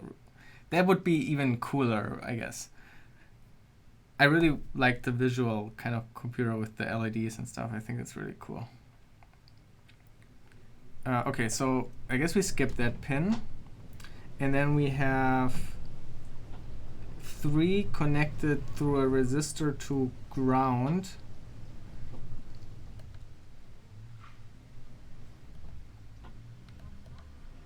I think he also didn't do that, did he? 1, 2, 3. Oh, wait. Pin 3, is that the output? Pin 3.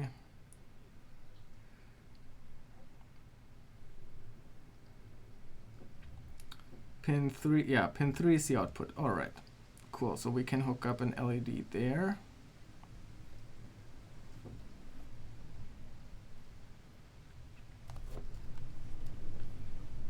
LED.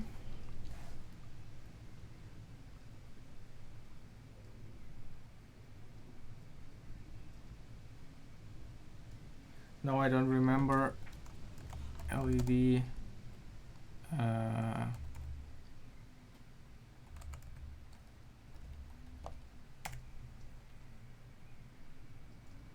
Okay, that's actually what I would have guessed. Okay, so this is minus.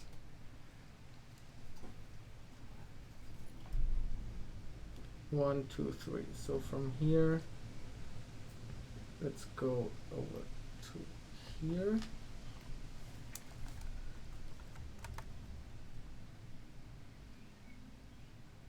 Yeah, and then we use a resistor for. I guess it doesn't matter too much. Just let's use, I guess, this one here.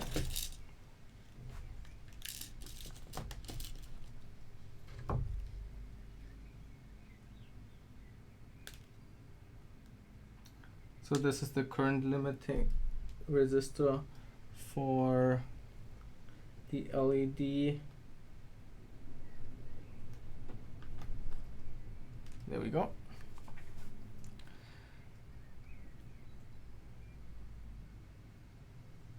The description of pin 5 says controls the threshold and trigger levels. It determines the pulse width of the output waveform. An external voltage applied to this pin can also be used to modulate the output waveform. I guess you don't need that.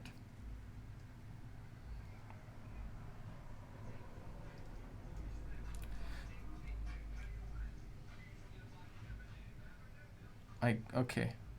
So just, okay, my guess is how it would work is that this capacitor is also charging up, and during the high point it will discharge and feed some voltage into it, so it stays up higher,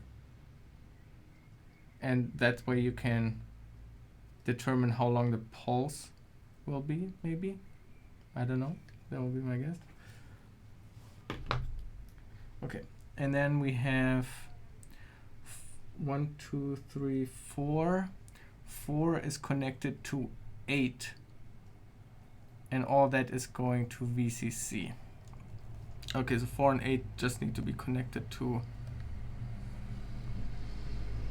power, but he doesn't have it connected either.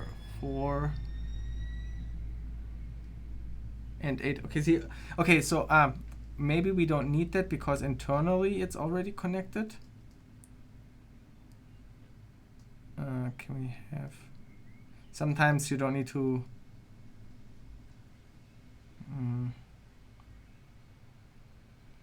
Oh, what is pin 4 described as? So pin 4 is reset. I guess if you negative pulse applies to disable or reset the timer when not used for reset purposes, it should be connected to VCC to avoid false triggering. I guess you don't technically need it, but I guess it's better if it is connected.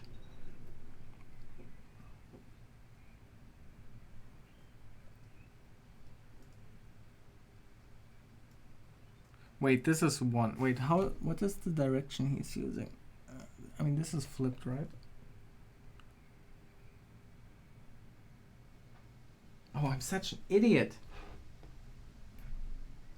1, 2, this is wrong.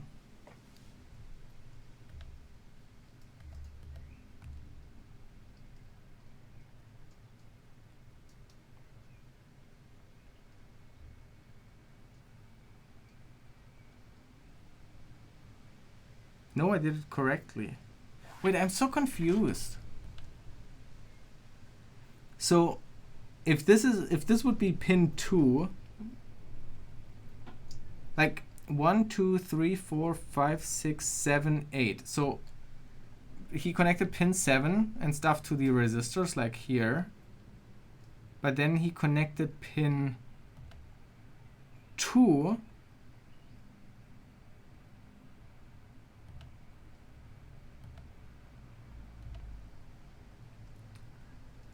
is connected to here. That makes no sense to me. Did he not do this one actually?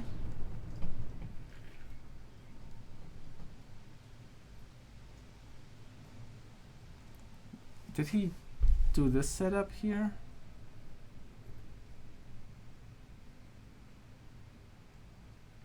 The button diagram.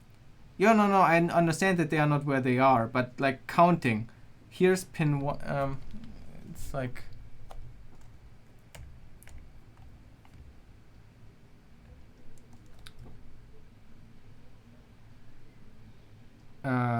so, you know, like comparing it to the chip. 1, 2, 3. So he has connected it to pin 2.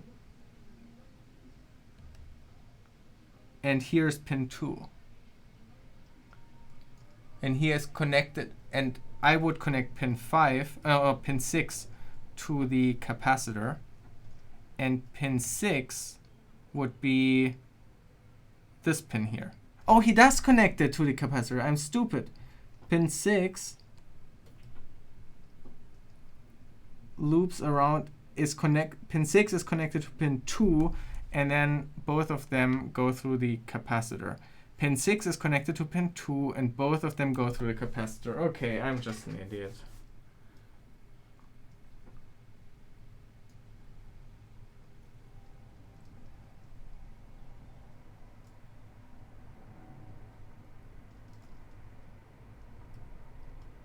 Okay, pin 2.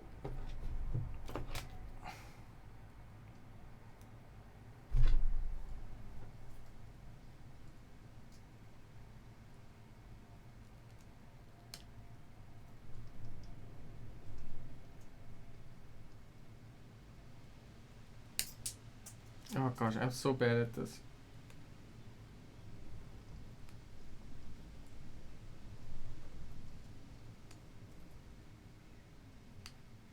There we go. Okay.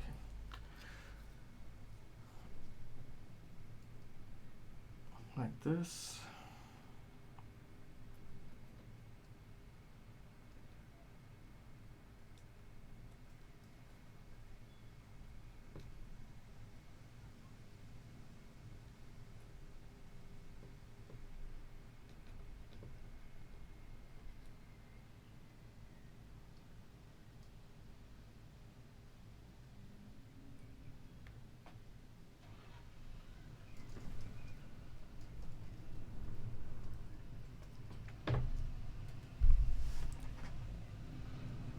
But 2 and 6 are connected. Yeah, you're right. I screwed it up.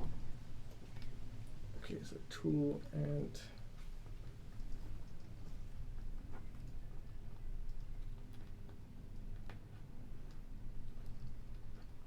how is he getting this so pretty? This is terrible.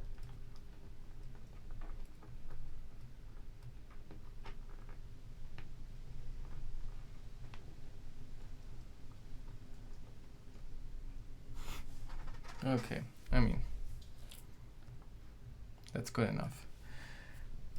Okay, so 1, 2 is connected, 3 is connected, 4 is not connected, 4 is connected to 8. And, but he left that one open. This chip. 5 is connected to VCC. No, wait, not 5.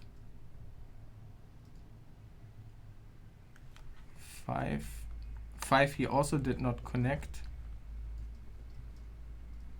6 is connected to 2 and the capacitor.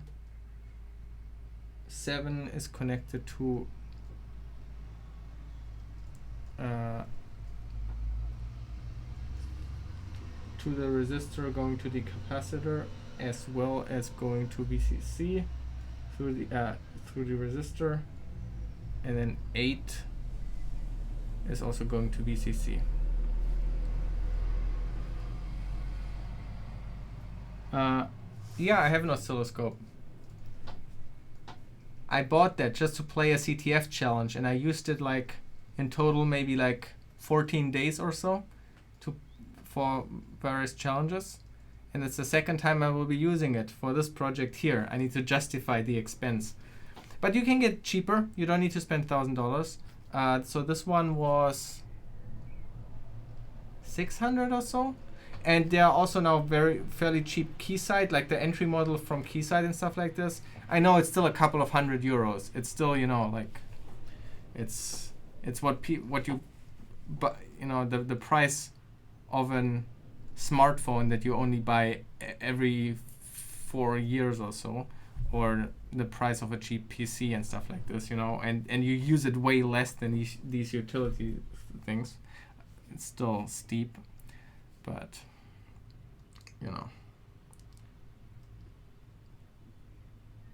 what else I gonna spend my money on? It sucks as a student. Like it's one of these things. If you work and you have disposable income, you don't have a family you need to pay for stuff like this, then it's easy to pay for. But if you're a student or have other expenses, then it's too much. I have a shitty multimeter though. I wanna get a Fluke one, but I haven't done that thing yet. And I have a very cheap voltage source, like a very basic one over there as well. But I do have a fairly good soldering iron. But again, I bought all of this for the Riscure Embedded Hardware CTF, where you can also find the videos on my channel in the playlist. So that was like a embedded hardware capture the flag challenges and stuff like that. For these challenges, I bought all of this equipment, and that was like 2 years ago or so. And since then, I basically have not used them. Okay. So this should work. Should I just plug it in without double checking with Ben Eater's video?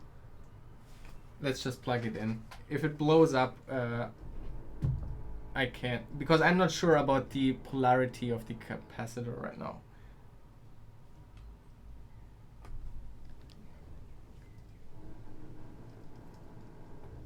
It's blinking.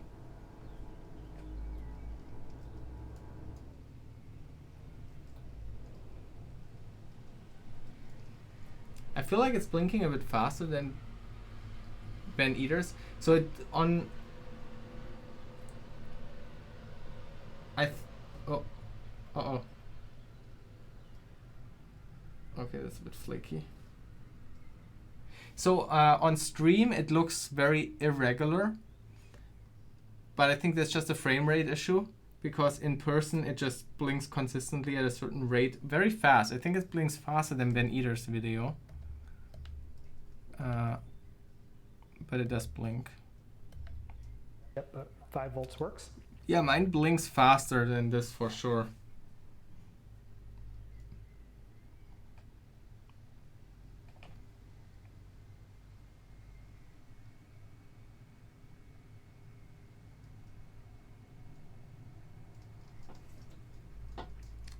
Okay, cool.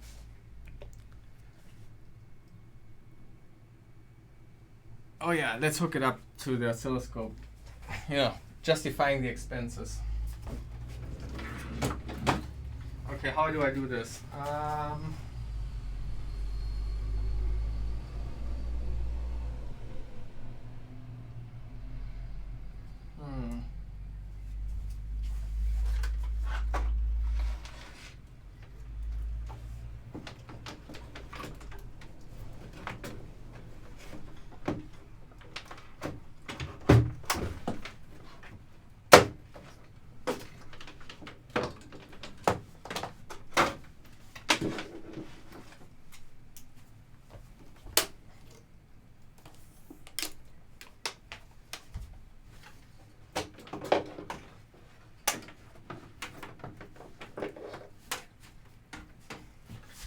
Okay, there we go.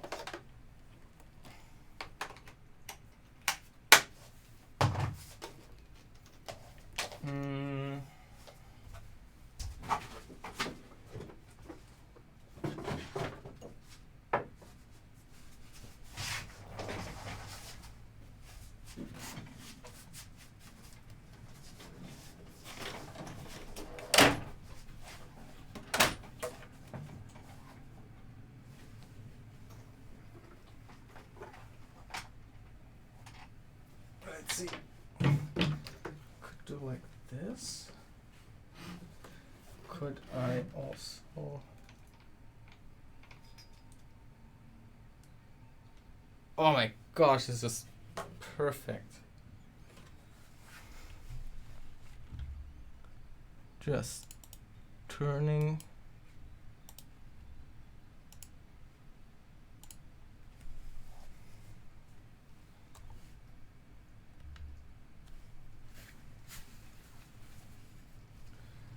Okay, so let's see. Bring this up here. Okay, I haven't used this in a while, so I might screw this up too.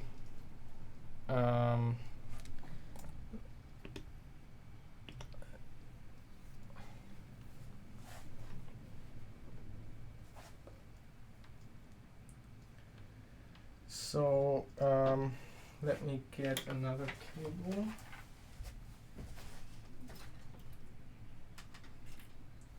Okay, so I hook, oh crap.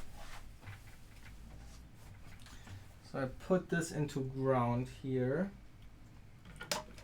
So this will be our ground connection. Oh.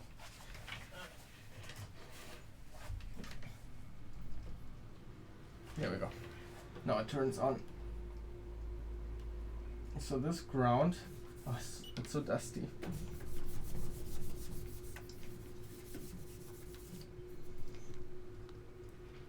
And then you can use this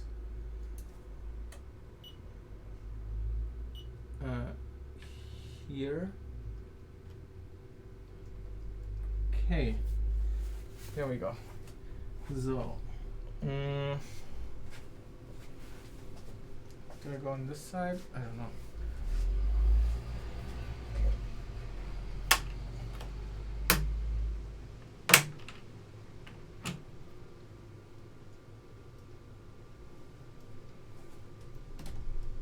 I can't move my camera.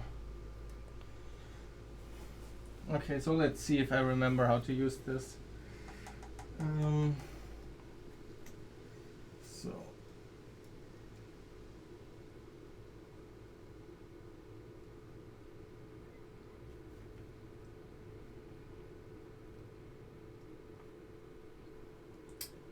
trigger, no,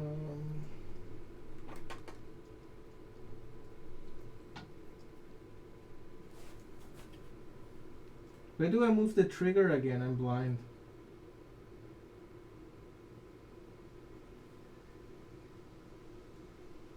Oh, over here. Okay, cool. So now we can see, I guess,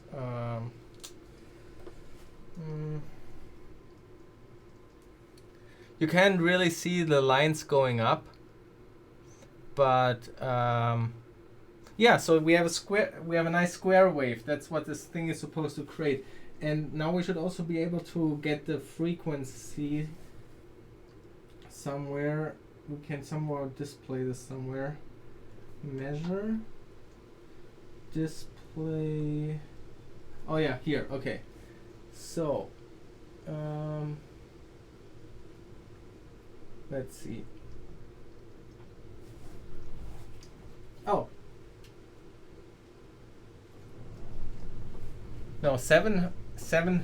Is it 7,000 hertz? No, it's 7.4 hertz, but that doesn't seem right. That is way too slow. And 7,000 hertz would be, yeah, no, that would be like 100 times per second, right? That also doesn't seem right.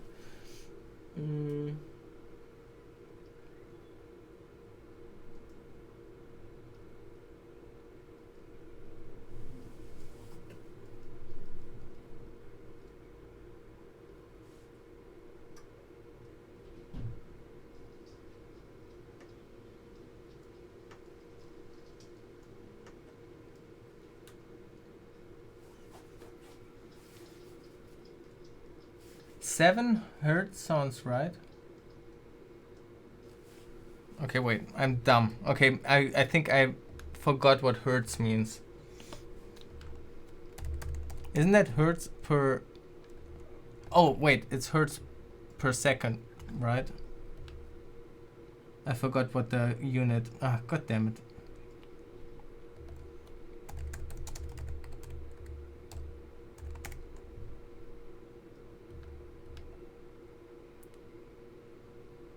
Oh, it's per second. For some reason I thought it's per minute. But yeah, then 7 hertz, that makes sense. That blinking for 7 times a second, that seems about right. Oh, hertz with T set. Oh, yeah. I guess. God damn it. So, you know, is that a POG moment? Okay. Cool. It does blink faster than Ben Eater's though, but maybe I also screwed up and got the wrong resistor values maybe.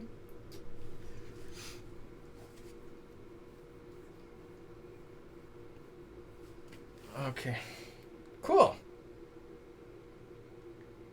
Okay, so we are streaming for 2 hours now. I said that I don't want to stream for 8 hours or so, so I think the best course of action for now would be to let's continue watching the video. Let's see what Ben Eater is showing. Maybe he shows some other stuff with the oscilloscope as well, and then we can kind of like look at it again or something like this. Yeah, I would say we just continue with the video, and then when we realize that he does start the next major part or anything like that, then we stop and start with that in the next stream. I think that sounds good.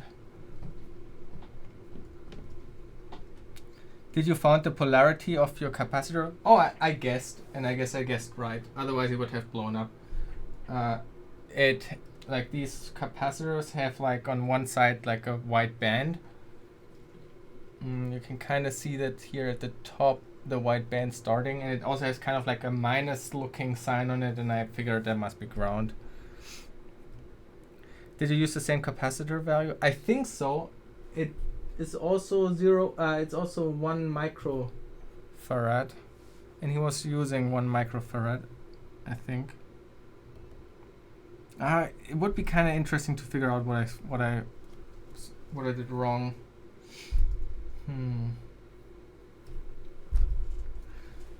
I guess we could maybe measure just the components really quick, just to be sure.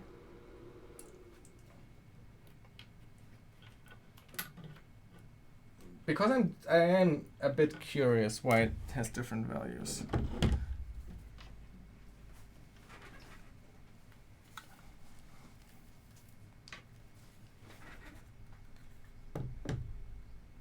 Frequency also depends on the current flowing through the resistors. Well, I also did power it with 5 volts. Oh, the current.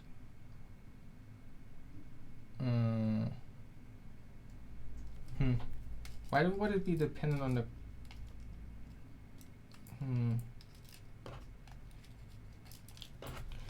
Well, let's at least measure the things and let's see. Okay, so does this thing also?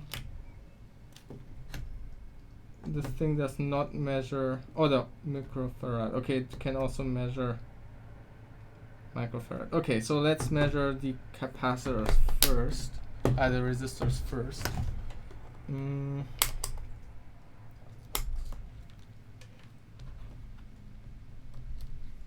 Okay, so this resistor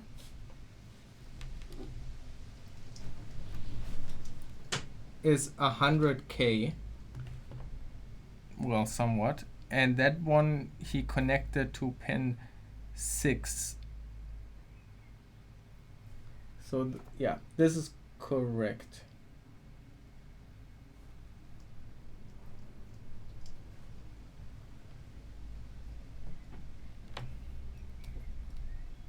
Okay, so the next one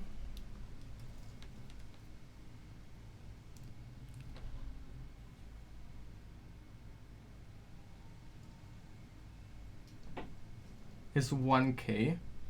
That also looks correct.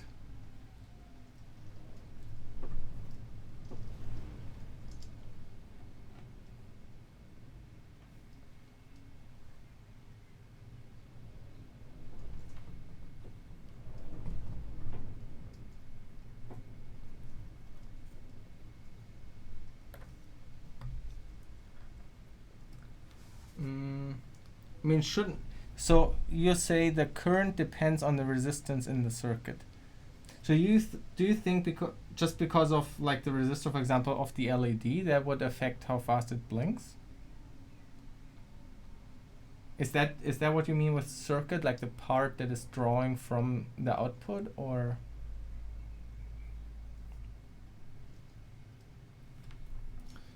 And this one here. So microfarad.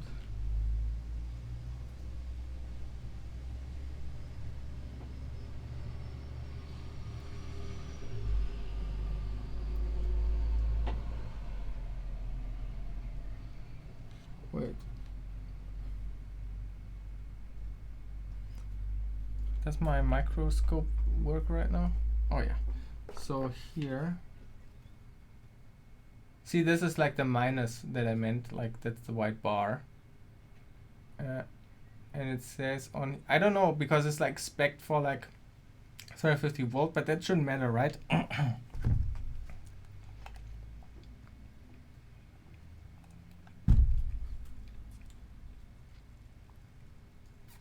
And it has 1 microfarad.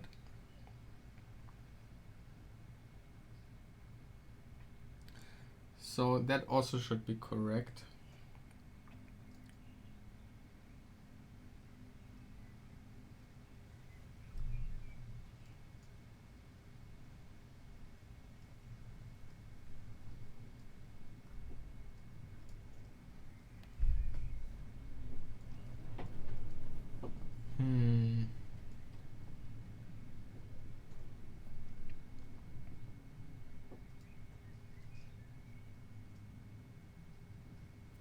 Okay.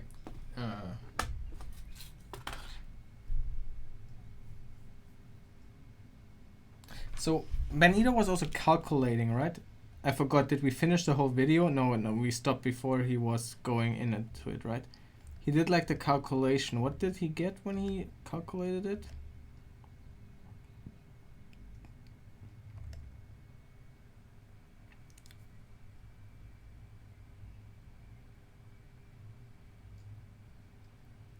Oh no, that seems about right, doesn't it? That's 7 hertz.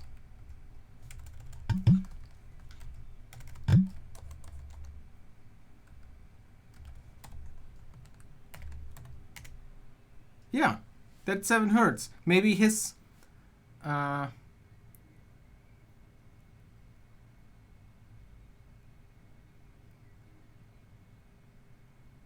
you can also try to scope the capacitor voltage to see the discharge. Yeah, we should do that. That's a good idea. Okay, so he also calculated, that's also 7 hertz. So, right? Or did I do this wrong?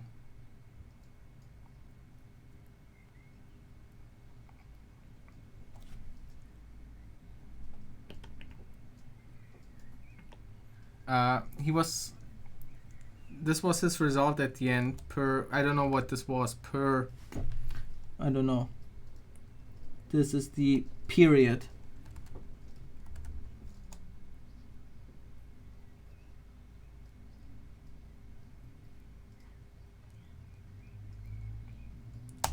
And that would be about 7 hertz.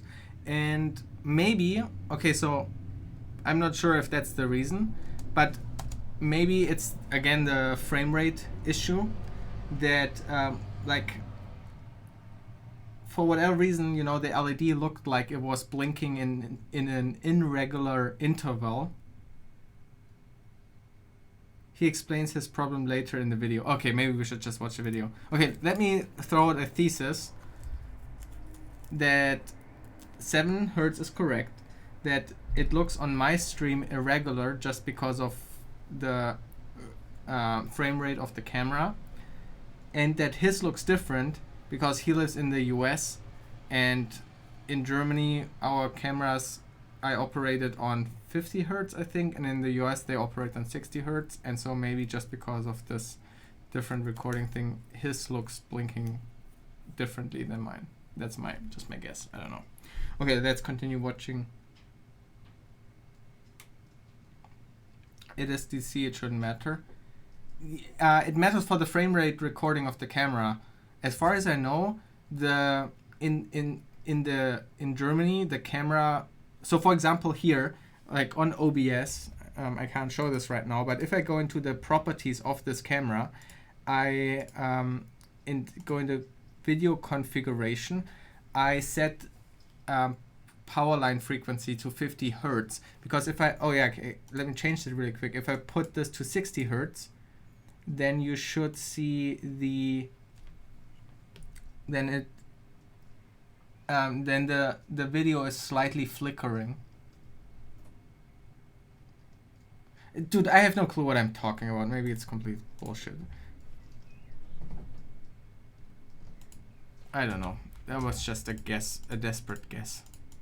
But I can recommend, like, I'm saying this because I watched this video recently, and maybe I'm over, what's the term?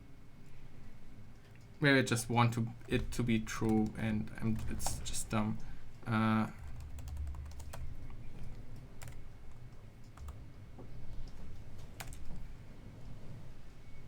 Oh no, this is dumb. That's not what I want.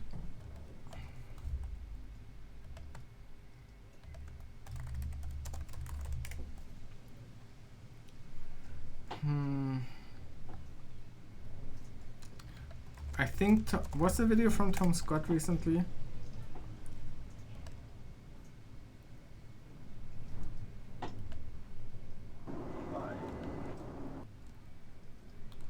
Let me see.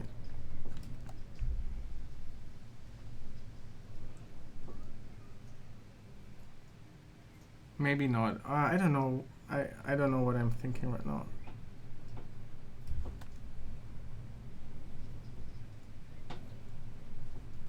I thought I remember recently seeing a video about how the cameras have different settings in the US and in Germany because of the power grid, and it would because the light would flicker. So if you use like a German camera with German settings in the US, you would see flickering and vice versa. That's why you can change the hertz.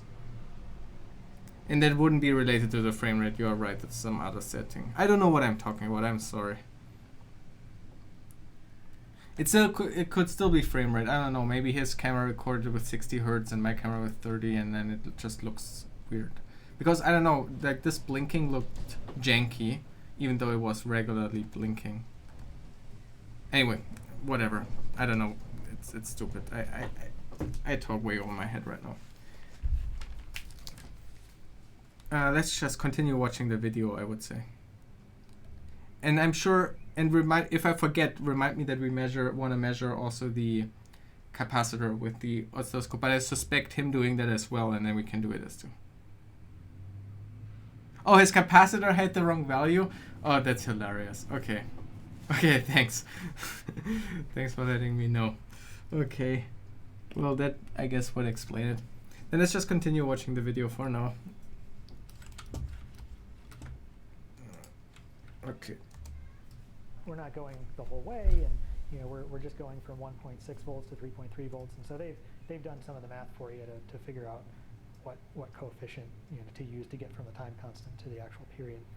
And so what we come up with is 139 milliseconds, or 0.139 seconds. And so that's the period that our LED is flashing. Now, if we want, we can double check all of this for ourselves by hooking up to an oscilloscope here. So I'll just hook up the ground for my probes here, and then I'll connect one probe to the output, which is the pin 3 here, and then I'll hook the other probe up to the capacitor. Oh yeah, we should do that too. So we can watch the charge on the capacitor. And here we go. We can see our output, which is this nice square wave, and then we can also see the charge and discharge of the capacitor. And so if you look, 0 volts is down here. So this is 1, 2, 3, 4, 5 volts.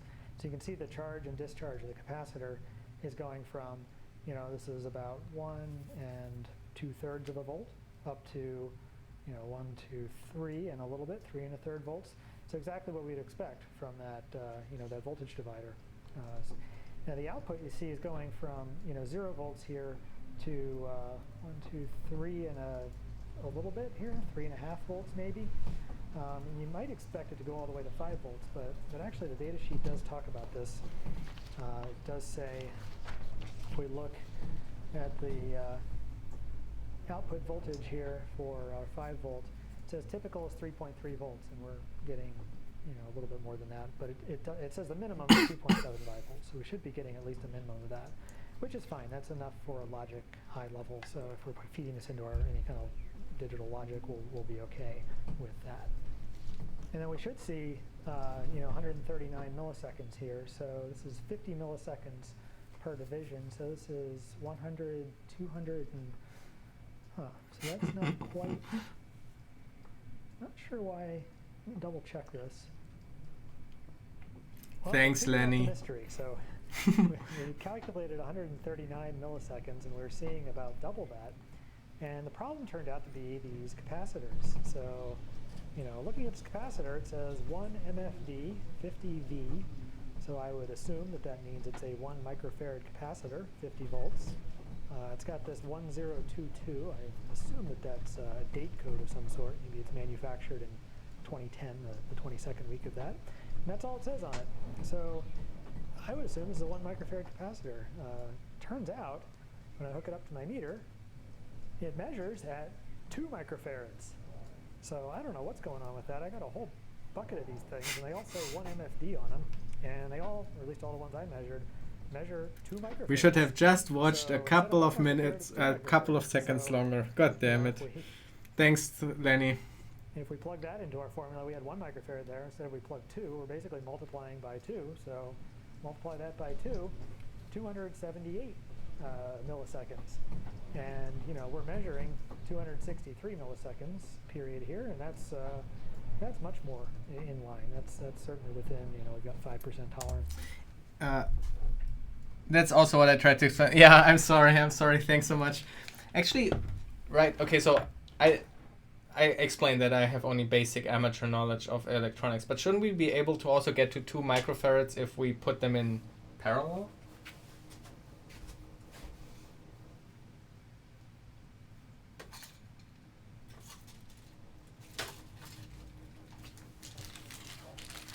If I put a second one in parallel to this one.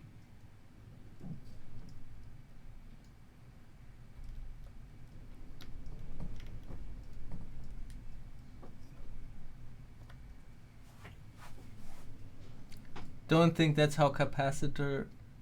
Okay, maybe not. I don't know. I imagine it like a battery, and you have a second one in parallel. Then it's like double. You know, that's kind of like how I. That's how I imagine it. Maybe not. Okay, I mean, what could go wrong, right? Let's just try it, I would say.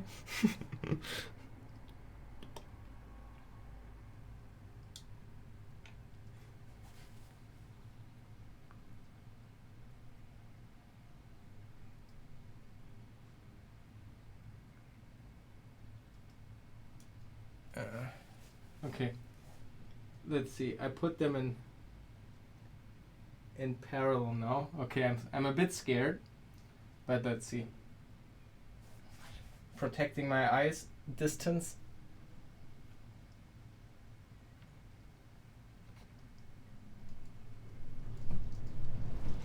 Okay, now okay. I disconnected it quickly because it stayed continuously on. Okay. They didn't get hot or anything. Okay, wait. The LED just stays on. Okay, I clearly have no clue what I'm doing.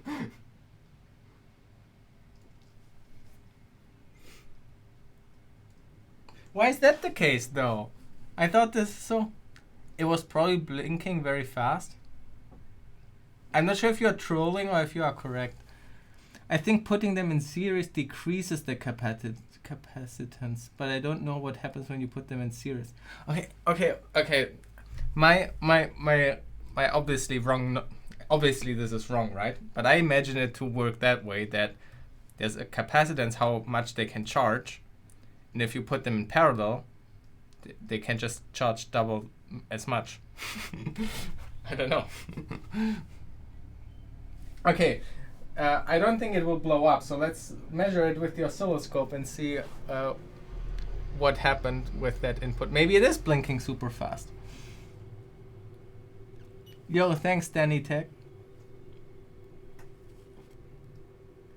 You could try increasing the resistors. Yeah, I guess, sure. I mean, I have no goal other than playing around, so let's try this. We will also try series. Maybe at some point we will blow up one.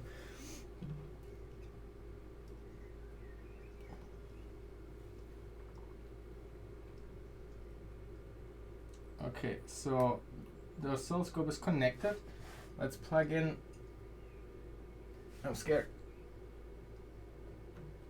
Okay. It's not triggering. It just stays high. It just stays high. There's no oscillation happening. When I... So it should... No, wait. Mode... So now it should be continuously triggering if it recognizes a rising edge, but it doesn't. If I force a single measurement, nothing shows up because it's all high, I think.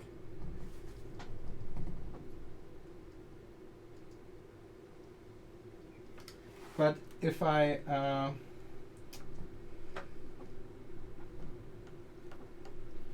so now if I plug it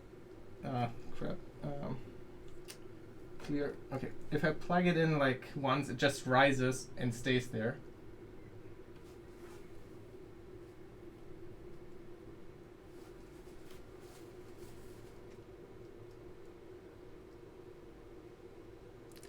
In theory, are you sure they are connected in parallel? Okay, well, maybe when I unplugged and plugged in my components, I screwed up something. And yes, they are in parallel. Let's see.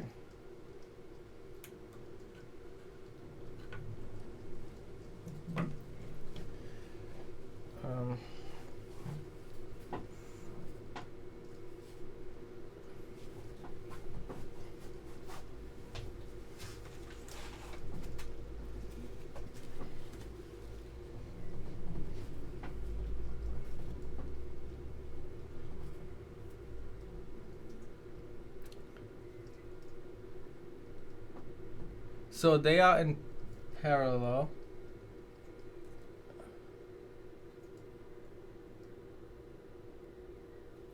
Okay, I mean, let me unplug that one. That's what am I doing? I should just unplug it again and check if it still works. Okay, no, I screwed up something else. The LED is just on. Okay, wait, I must have maybe switched the resistors. Oh, this one resistor maybe was not completely in again. Oh yeah, now it's blinking again. Okay, this one resistor wasn't in all the way. Okay, so let's try this again.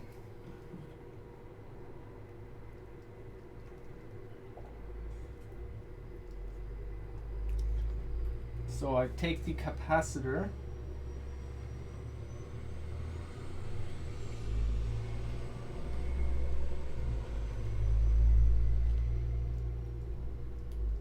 There we go. Okay, it's in parallel.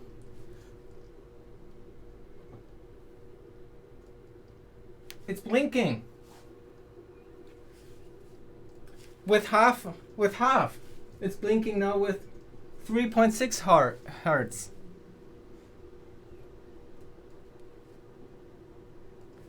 Now it blinks closer to.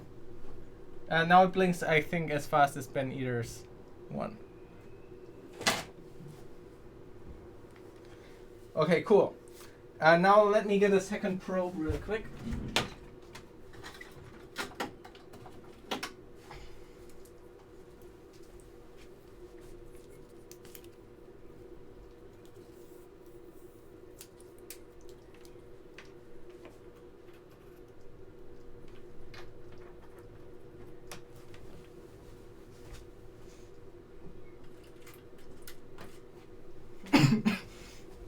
So then we can connect. Oh, there's no space anymore. Oh, well, whatever. Okay, so this also to ground.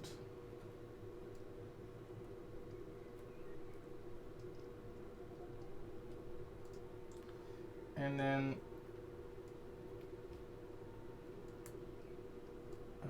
we need to, I guess, we can go here. Okay. So let's see. We turn that on as well.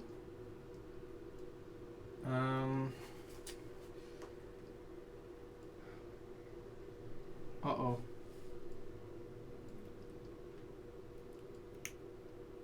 Uh-oh.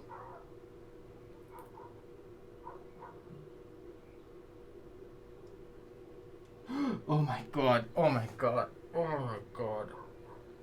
Okay, so what happened was that this pin here, I put it down and it was put into ground. And then what did that cause? Oh, luckily it just connected ground to ground, basically. So it didn't fry anything. Okay, let's try this again. There we go!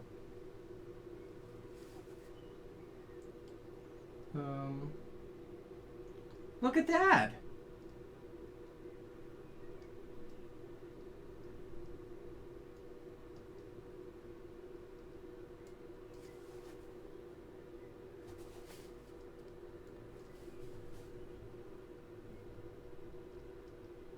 So blue is the rising and falling of the capacitors, and yellow is the output, the square wave. And it's beautiful. It's right there where it, changes the direction of the charge or discharge. It switches. And when we now unplug that one capacitor, now it's double as fast. That's cool. Now I'm just curious. I kind of want to probe, for example, at the. Where could we probe? No, that's not really another output. It's all the same. No, maybe this pin. I'm kind of between the two resistors. So that would be. Let me pull up Ben Eater's video really quick.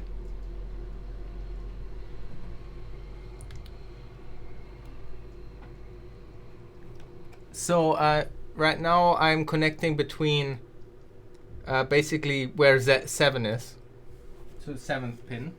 I want to see what the output there looks like.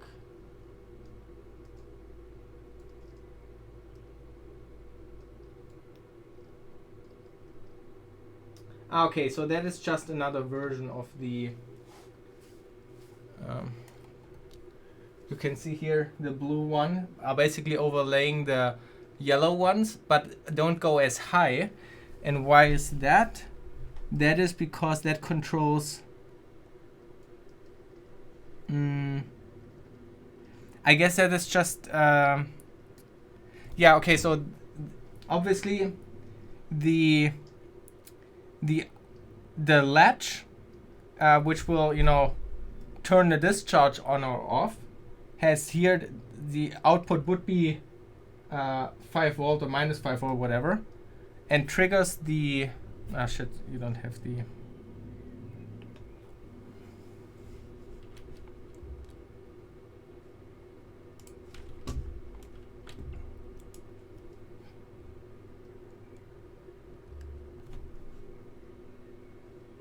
okay, so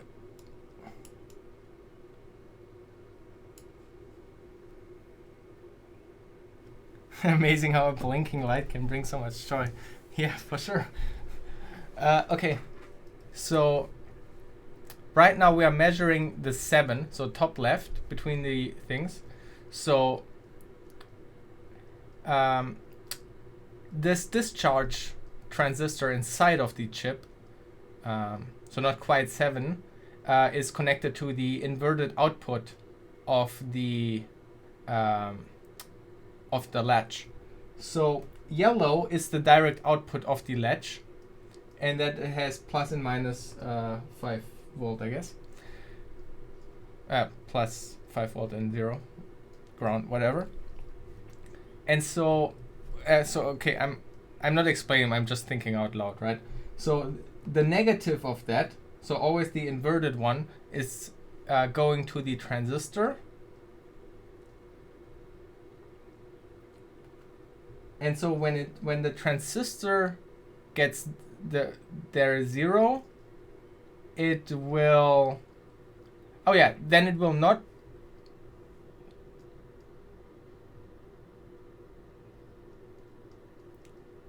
then the transistor is closed, and then, oh yeah, so when it has a 0 at the transistor, like from the latch going into the negative output from the latch going to the transistor, it's a 0 at that point in time, which means the transistor is closed and the current is flowing from VCC through the resistor down to ground. And so the resistors are just, you know, dropping the current, and that's what we see here. That's the dropped current after the first 1K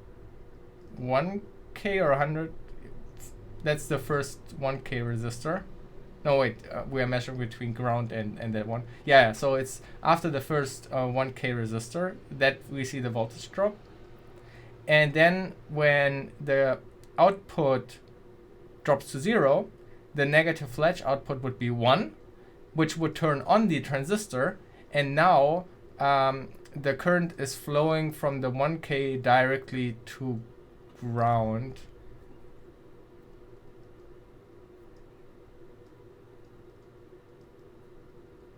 And then it's directly connected to, then it's directly connected to ground, and that's why we measure a 0. Okay, that somewhat makes sense, I guess. That's cool. Is there anything else we can measure? No, that was it, right? All the other stuff is kind of connected together.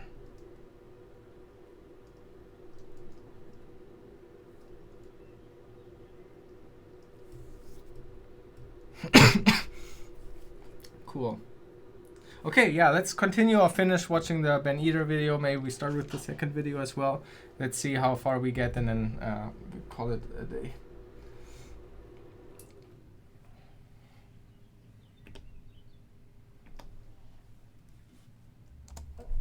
And then at this point,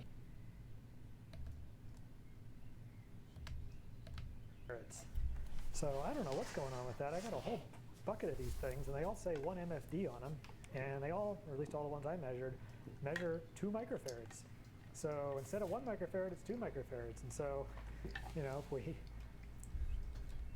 if we plug that into our formula, we had 1 microfarad there. Instead of we plug 2, we're basically multiplying by 2. So multiply that by 2, 278 milliseconds.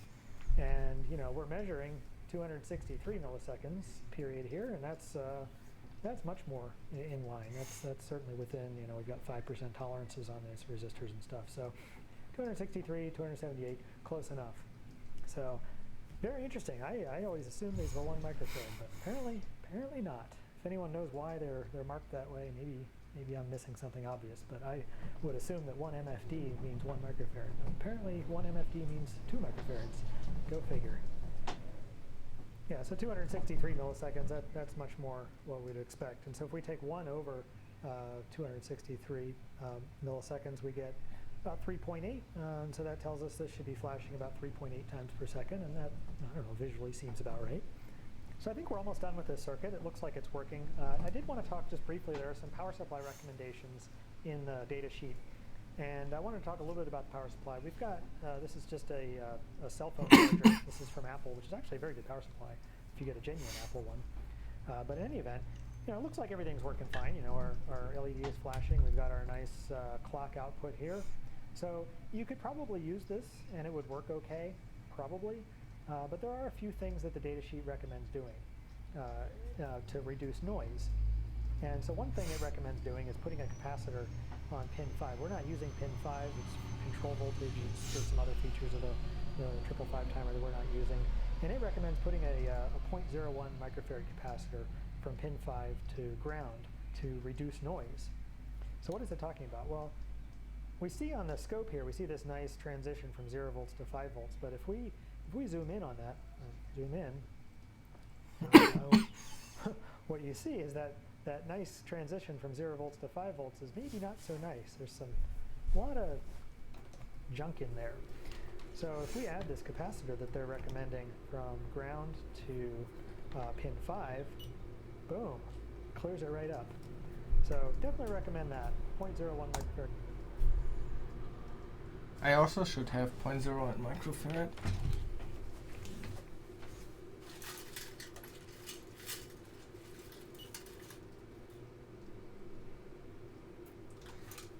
I'm not sure, but I think these ones are. These tiny ones here.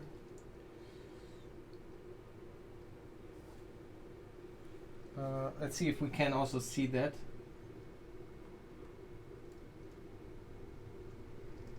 I don't know, looks pretty stable already, but let's see if it does a difference. So that was pin 5. Pin 5 to VCC.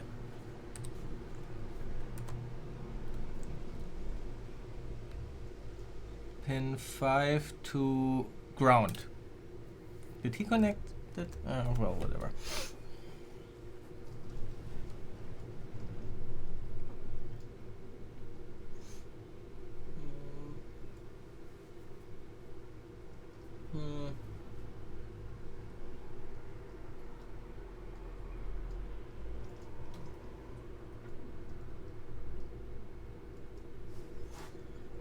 Okay, that didn't really do anything for me, but we are also zoomed in already like crazy.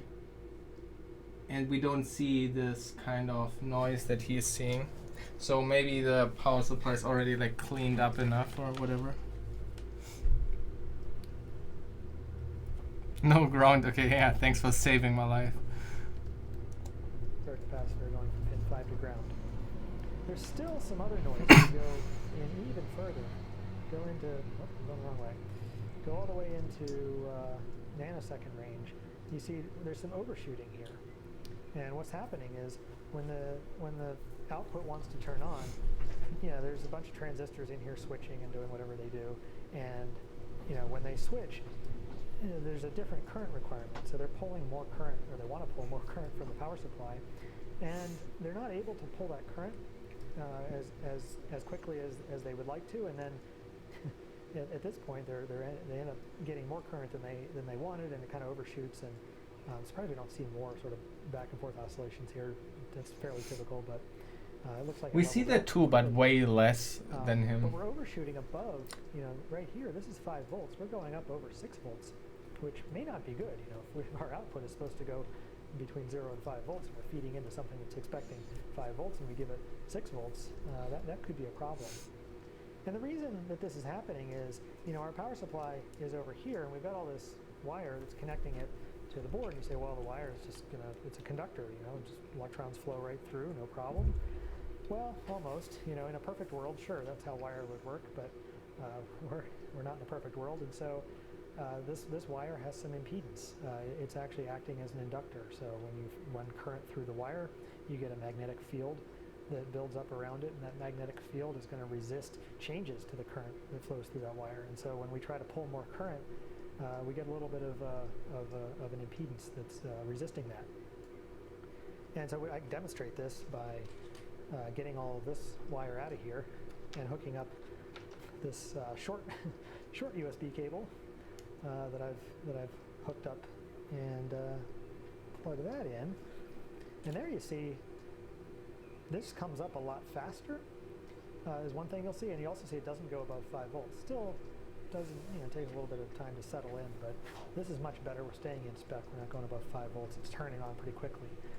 And that's just because we don't have all of the impedance in this wire. We do still have impedance, from here through the traces inside this breadboard, and into the chip and everything. So it's still not perfect, which is why it doesn't look perfect here, but a lot better.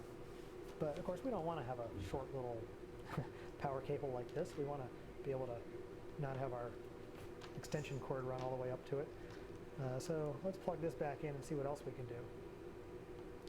So we're back to that crazy overshoot. The other thing we can do is if we put a capacitor just across our power connection here, that capacitor can sort of get charged, and then when this chip wants to pull more current, it can pull it from the capacitor.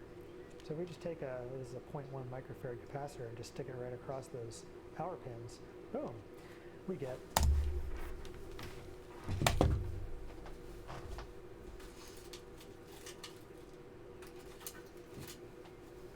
Let's quickly measure if that was really. I'm not sure if can it measure that small. I guess not actually.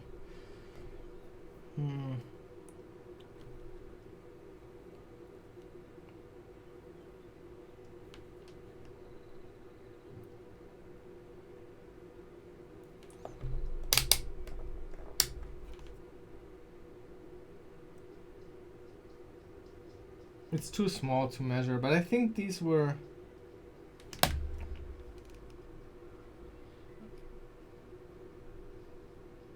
Is that 223Z capacitor?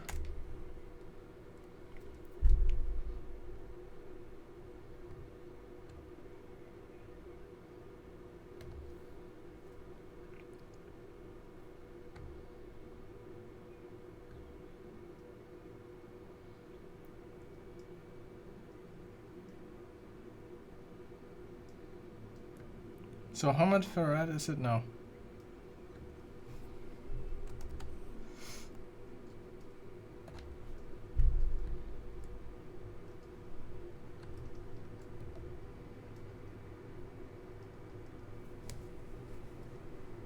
Ah, that's a stupid site.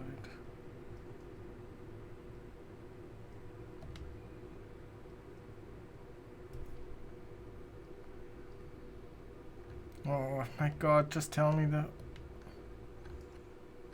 God damn it. 0.02 is this one here.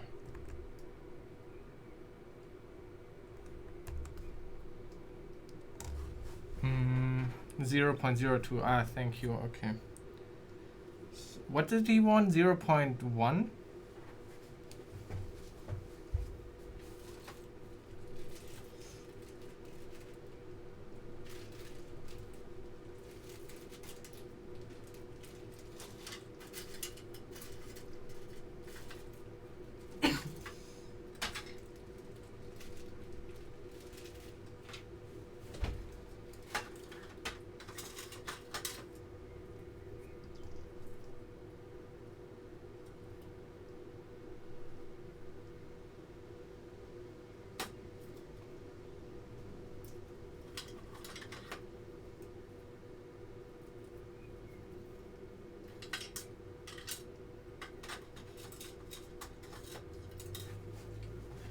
So I also have these blue ones.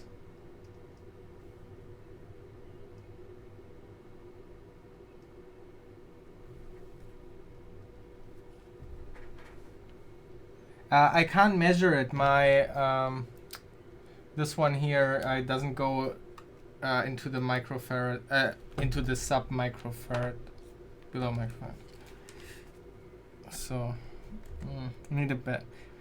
You know what? Maybe I use this stream as an excuse to finally pay the money for a fluke. For a fluke multimeter. So what does 10F4M mean?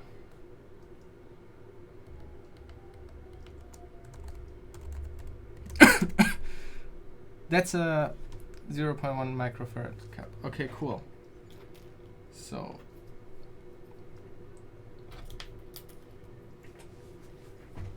let's see if we see a change. God damn it. Come on.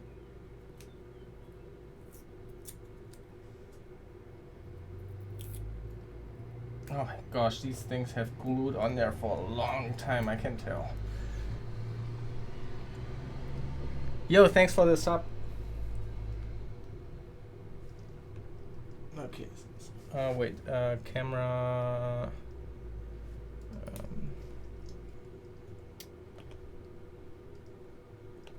There we go.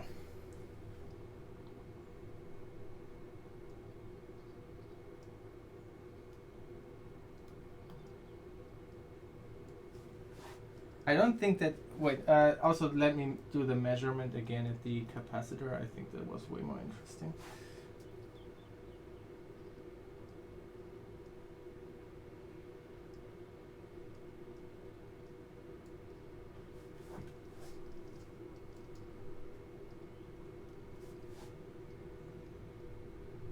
Oh wow! Look how far I was zoomed in. We can't even tell like the rising edge.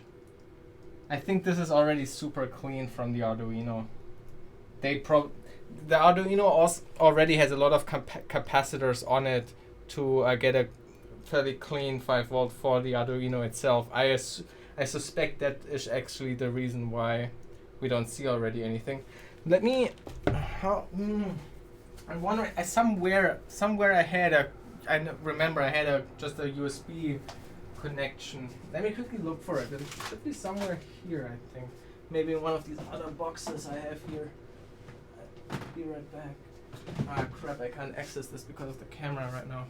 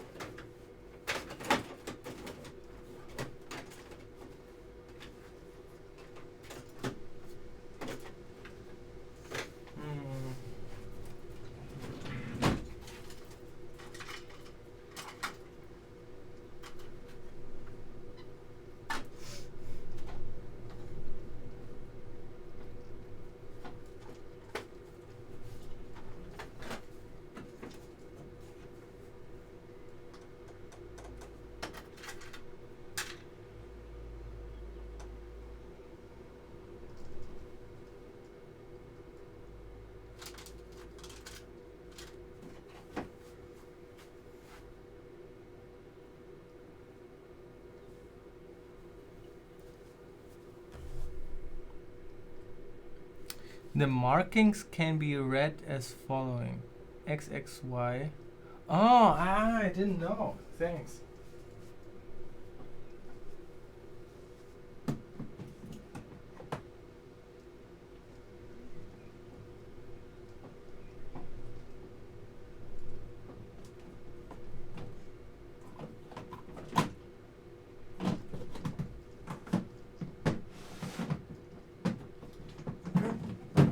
I have here boxes with cables and stuff.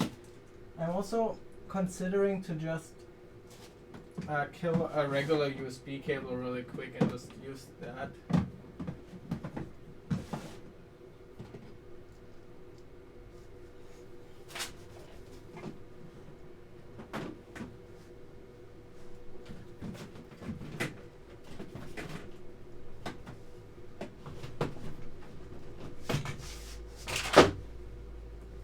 Is my camera still okay? I guess.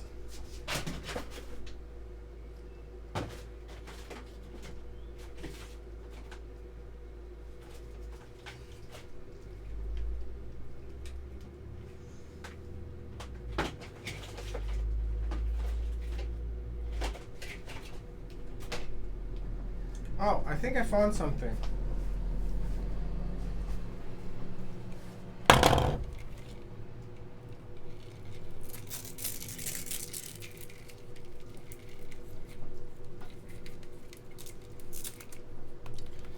So this is like a kind of like a variable power supply. You can select here, like, it doesn't even have 5 volt. It has like 3, 4.5, and 6, and then a bit higher up. And we have here just these open wires here, and we could use. I bought these as well. So we have the crocodile clamps.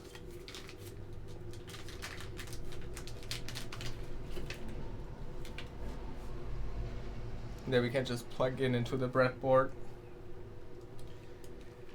Oh, how was it again? The cable with the white strip, was that ground?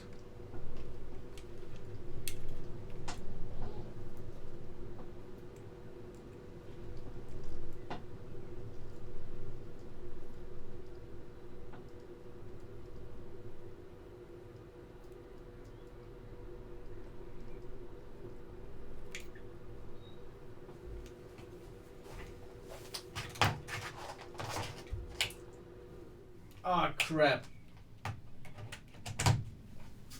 I turned the oscilloscope off. Okay, so I plugged it in. Let's quickly measure. If I plugged it in the correct way.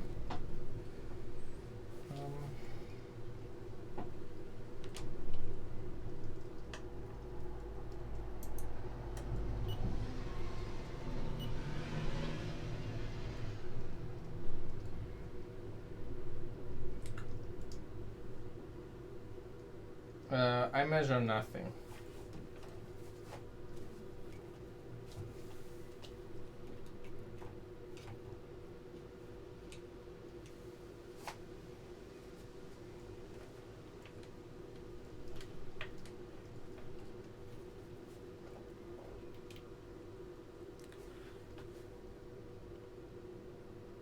Inductance of the LEDs can also have effect on these high frequencies. Inductance, I don't know, what does it mean exactly? Inductance of the LEDs.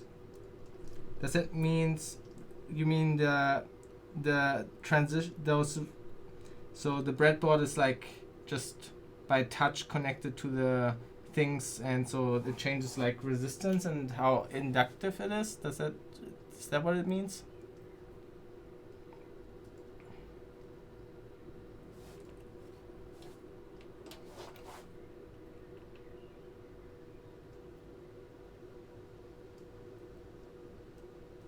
Oh, I probably don't measure anything because I put the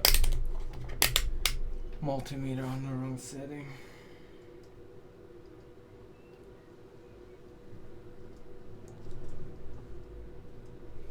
Okay, now I measure something. Oh crap, oh crap.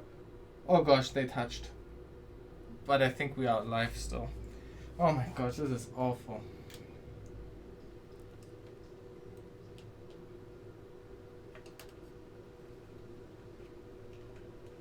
Oh my god.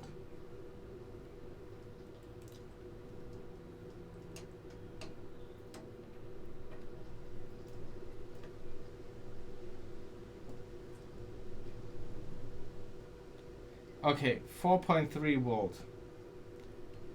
And I have the wiring correct. Okay, so now we can plug out the Arduino and use instead this. So we have ground.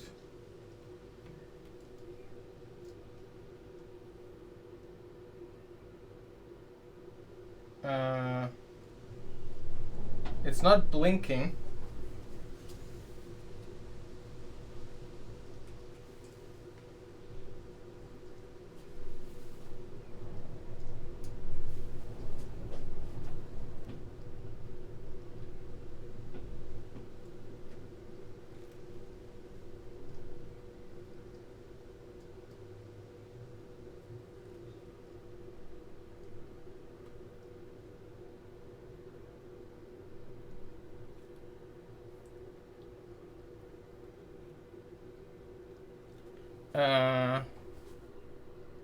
Something is shorting.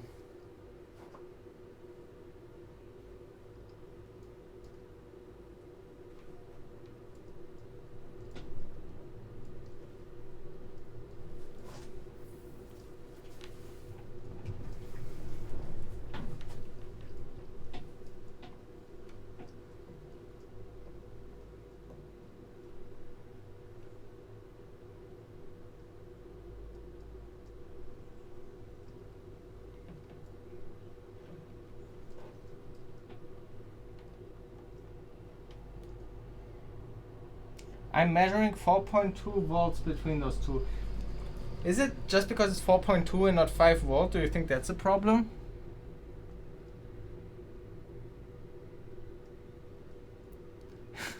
What I find nice about this kind of content is that you can rewatch them in like 10 years and see what one progresses from. Are you saying this is embarrassing and lame and I will be happy to look back at this knowing more?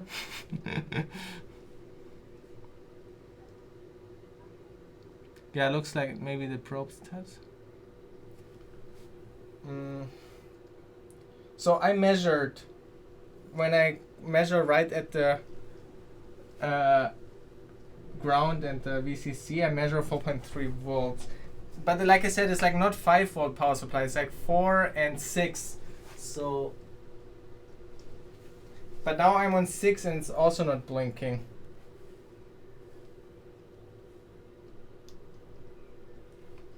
Oh, I think, oh wait.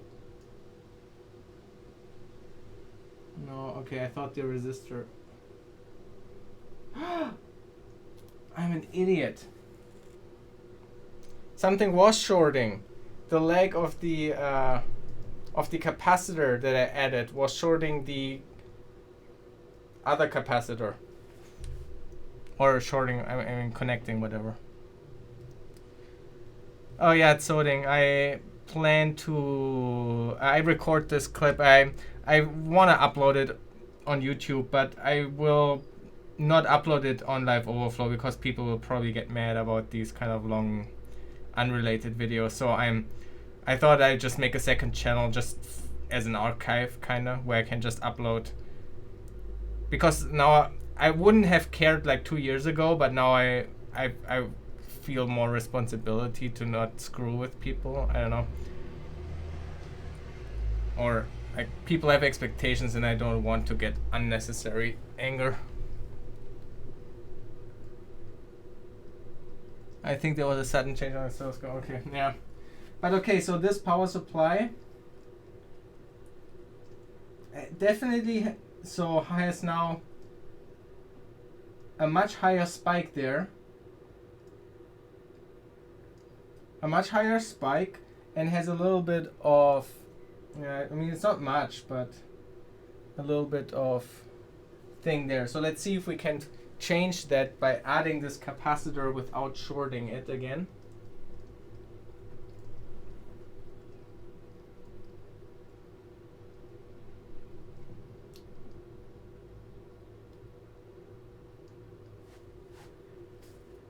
I don't think it did do anything. Let's try a second one.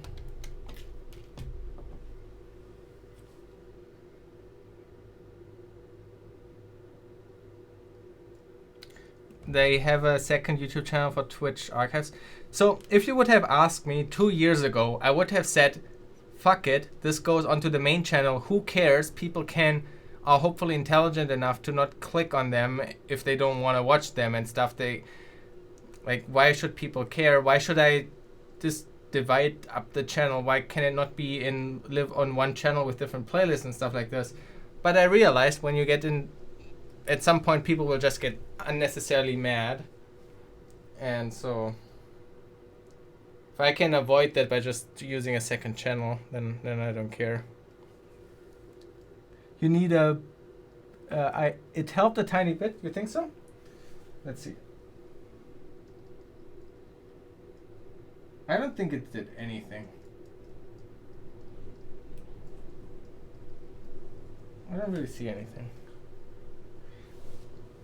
And so the other one was just between the power supply, right? Plus and minus. So let's do that one just somewhere, I guess. I guess we can just do that somewhere. Wow, that had a huge effect.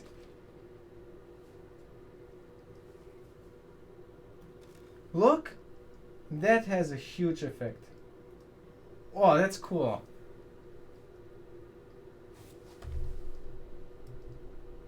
You see it just a tiny bit? Okay, maybe, I don't know, maybe I need to look in the video later. That's cool. Look at this. Without the cap, the huge overshooting. Let me also move that over there. And maybe we can...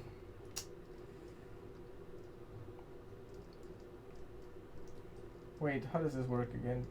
Measure off. Okay, so overshooting and wiggle down there, gone.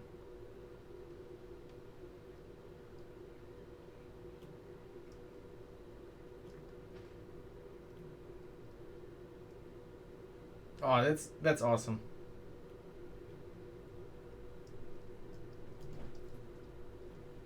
That's crazy. Okay, cool. Unlisted video that is available through playlist is this way it does not appear. Yeah, that makes sense. I have done that actually on my channel, as on the Live Overflow channel as well. There are a lot of very bad videos or more boring videos, mostly also live streaming kind of style videos that I did more during the beginning of the channel. They are unlisted and available through that. Then again, there are some other videos I also would like to make. So for example, I made my kind of update video about the 300,000 subscribers and the monetization and stuff like that. And some people think that, or I asked about the opinion on doing that on the main channel and stuff, and people were saying if it's an update once in a while, every couple of months or so, that's fine. We are interested in that. But if it would be anything more than that or more rambly or something like this, I don't think it would fit onto Live Overflow, because people would expect 10-minute videos, 15-minute videos, writing a script to it. But I think I want to do sometimes, a little bit different content. For example, these streams I could upload, or I also have videos that are maybe not really IT security that I would really like to make, that I just don't fit with the Live Overflow style or something like this. I don't know.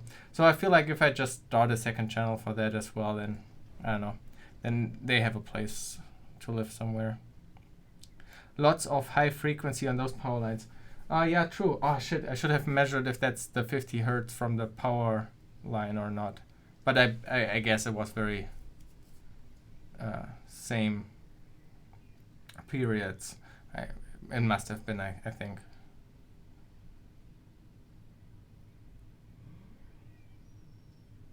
Or 50 hertz? No, that must be, I don't know. Maybe it was more than 50 hertz, because 50 hertz we were zoomed in a lot. And we were already running with 7 hertz. So for that, yeah, probably what you are right. It's probably high frequency, higher than the 50 hertz. Anyway, Okay, wait, so let's finish watching that Ben Eater video and then finally I can go. We have the 3 hours reached already.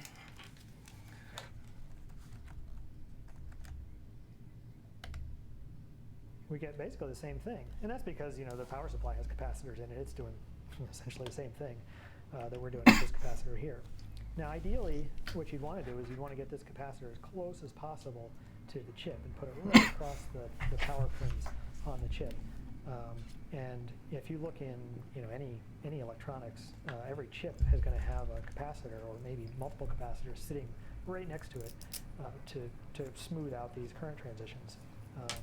You know, I'm not going to get too crazy with it. I think, you know, with this computer we're building, we're not running at a super high speed, so if it takes a little while to come up and stabilize, it's, you know, not too big a deal. So yeah, I want to build the 8-bit computer from Ben Eater. On each breadboard, and hopefully that'll be good enough. Okay, so we've added our 0.01 microfarad capacitor here to pin 5. And we've also got a 0.1 microfarad capacitor just sitting across our power pins. And so I'm going to move that over here, just so it's a little bit more out of the way, but it's still connected to the board across the power pins, which I think is good enough. There's one other thing that the datasheet recommends. Oh, it's sorting goes live in an hour, and I guess I should wait and then host. Which is pin 4. Or do I have you on auto host maybe even? And or if not, I could do the that. diagram here, but what pin 4 is it kind of gives you this other connection here to the reset of the latch. So it gives you kind of a direct connection in here to just reset this latch. Oh, 4. Actually, We should have measured 4. Inverted input. It's not hooked up exactly like this, but this is basically how it functions. Is if you bring pin 4 low, it'll just force this latch to reset. It overrides anything that. That would be interesting for the comparator output to measure. We wouldn't want to bring that low unless we wanted to reset this. And so what the datasheet recommends doing is to prevent it from accidentally, you know, going low if there's some stray voltage or something. It recommends, if you're not using it, to just tie it to 5 volts. So if we just connect that to 5 volts, then this will always be high, which means we're not going to be, you know, inadvertently resetting this if there's just some noise. So that's just something else we'll do. And then the last thing I wanted to do is I want to be able to control the speed of this thing. So we have it blinking at this, you know, 3.8 times per second or whatever it is, which is great. But it would be nice to be able to control it. And of course, you can change out the capacitor, change out these resistors, and you know, hopefully you can kind of see how to do that. But what would be really nice is to add, you know, change this 100K resistor to a variable resistor. And so I have this 1 mega ohm. Oh, you built that? That's awesome. Did you do any changes to it? Because I think eventually I do want to upgrade, for example, you know, the memory and stuff to have more than 16 bytes. But I think for now I'm just going to start with following as much as I can. I have, look here. Wait.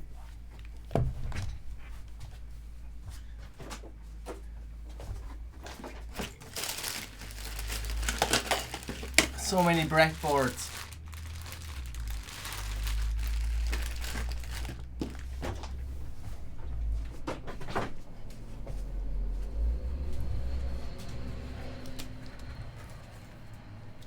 I had to adapt the parts for what I could find, but that was about it. Ah, cool. Yeah, I basically ordered his part list just from a German store. But yeah, let's see how it goes. I do want to hope I can. Like right now, I have no clue. I have just very basic amateur knowledge of electronics and how like these chips and stuff works. But I do hope that throughout the series I understand it so well that I can modify it and that I can also extend, for example, change it to have more memory and maybe different kinds of instructions as well. So I hope I will be able to do that. That's kind of the goal. Variable resistor, and you just turn this. Do you have pictures also of yours built or video? 0 ohms, so just a short, all the way through 1 mega ohm, which is 10 times more than this. And so what we can do is we can add this to the circuit here.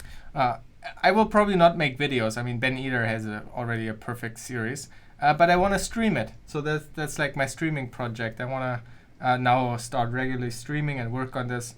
I think I don't want to stream more than 3 hours, so I don't know. I need to figure out how to do it shorter a bit, but around this time, I think. Oh, that was a dog. Here, and what we can do is we can hook that up in place of this 100K this 100K resistor. So if I take the 100K resistor out, and what I'll do is just hook up some jumper wires from pins 6 and 7. Right? Connect between. Wait, let me quickly check on the dog. I don't know what's going on. Oh my gosh, I don't know what's going on. 1 second, I will be right back.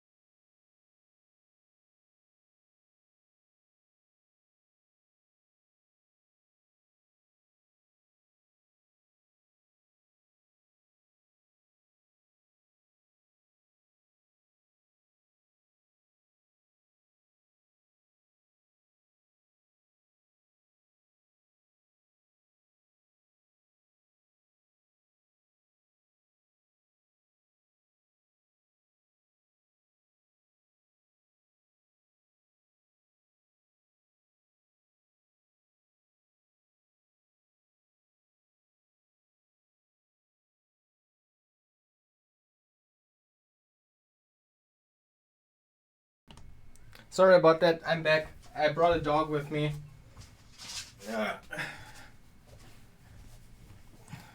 He was barking.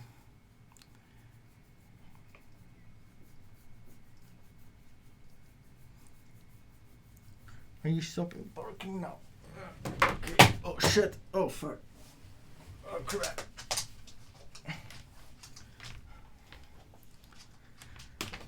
Okay. So wait, where were we? Watching this, I think. Oh yeah, I also bought the resistor thingy. Let's see if we can find that and also plug it in to change the frequency. I think it was this one here.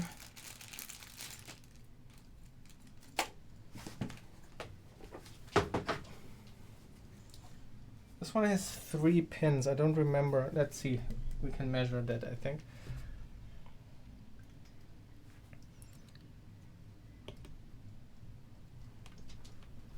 Here, the radial thing. So let's see.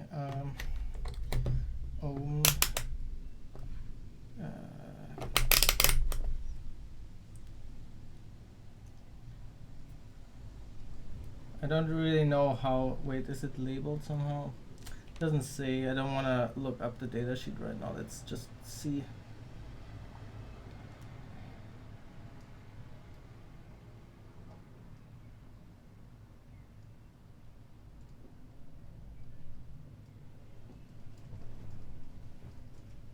Okay, so this goes from 100K or whatever up between those 2 pins. So he connected it instead of the 100K. So let's do the same.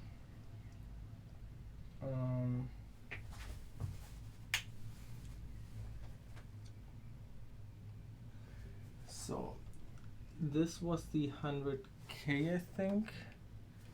Yeah.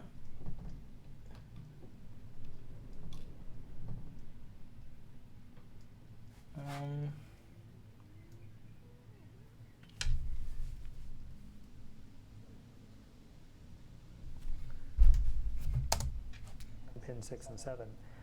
And I'm just sticking it over here with these jumper wires because this is too big to just jam right in there like the little resistor was. Okay. So we put that up here.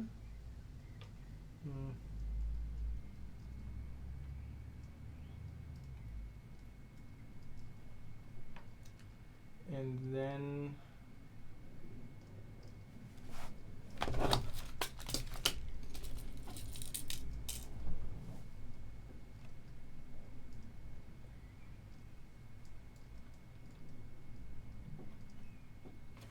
connect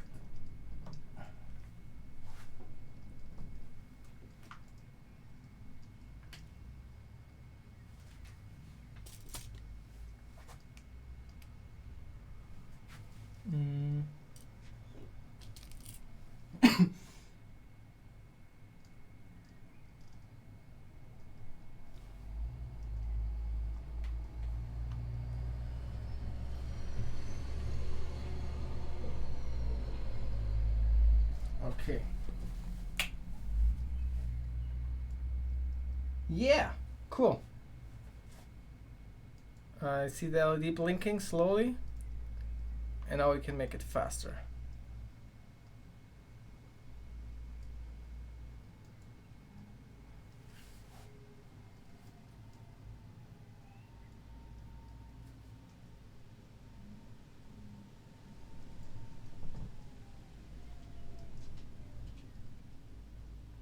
Okay, cool.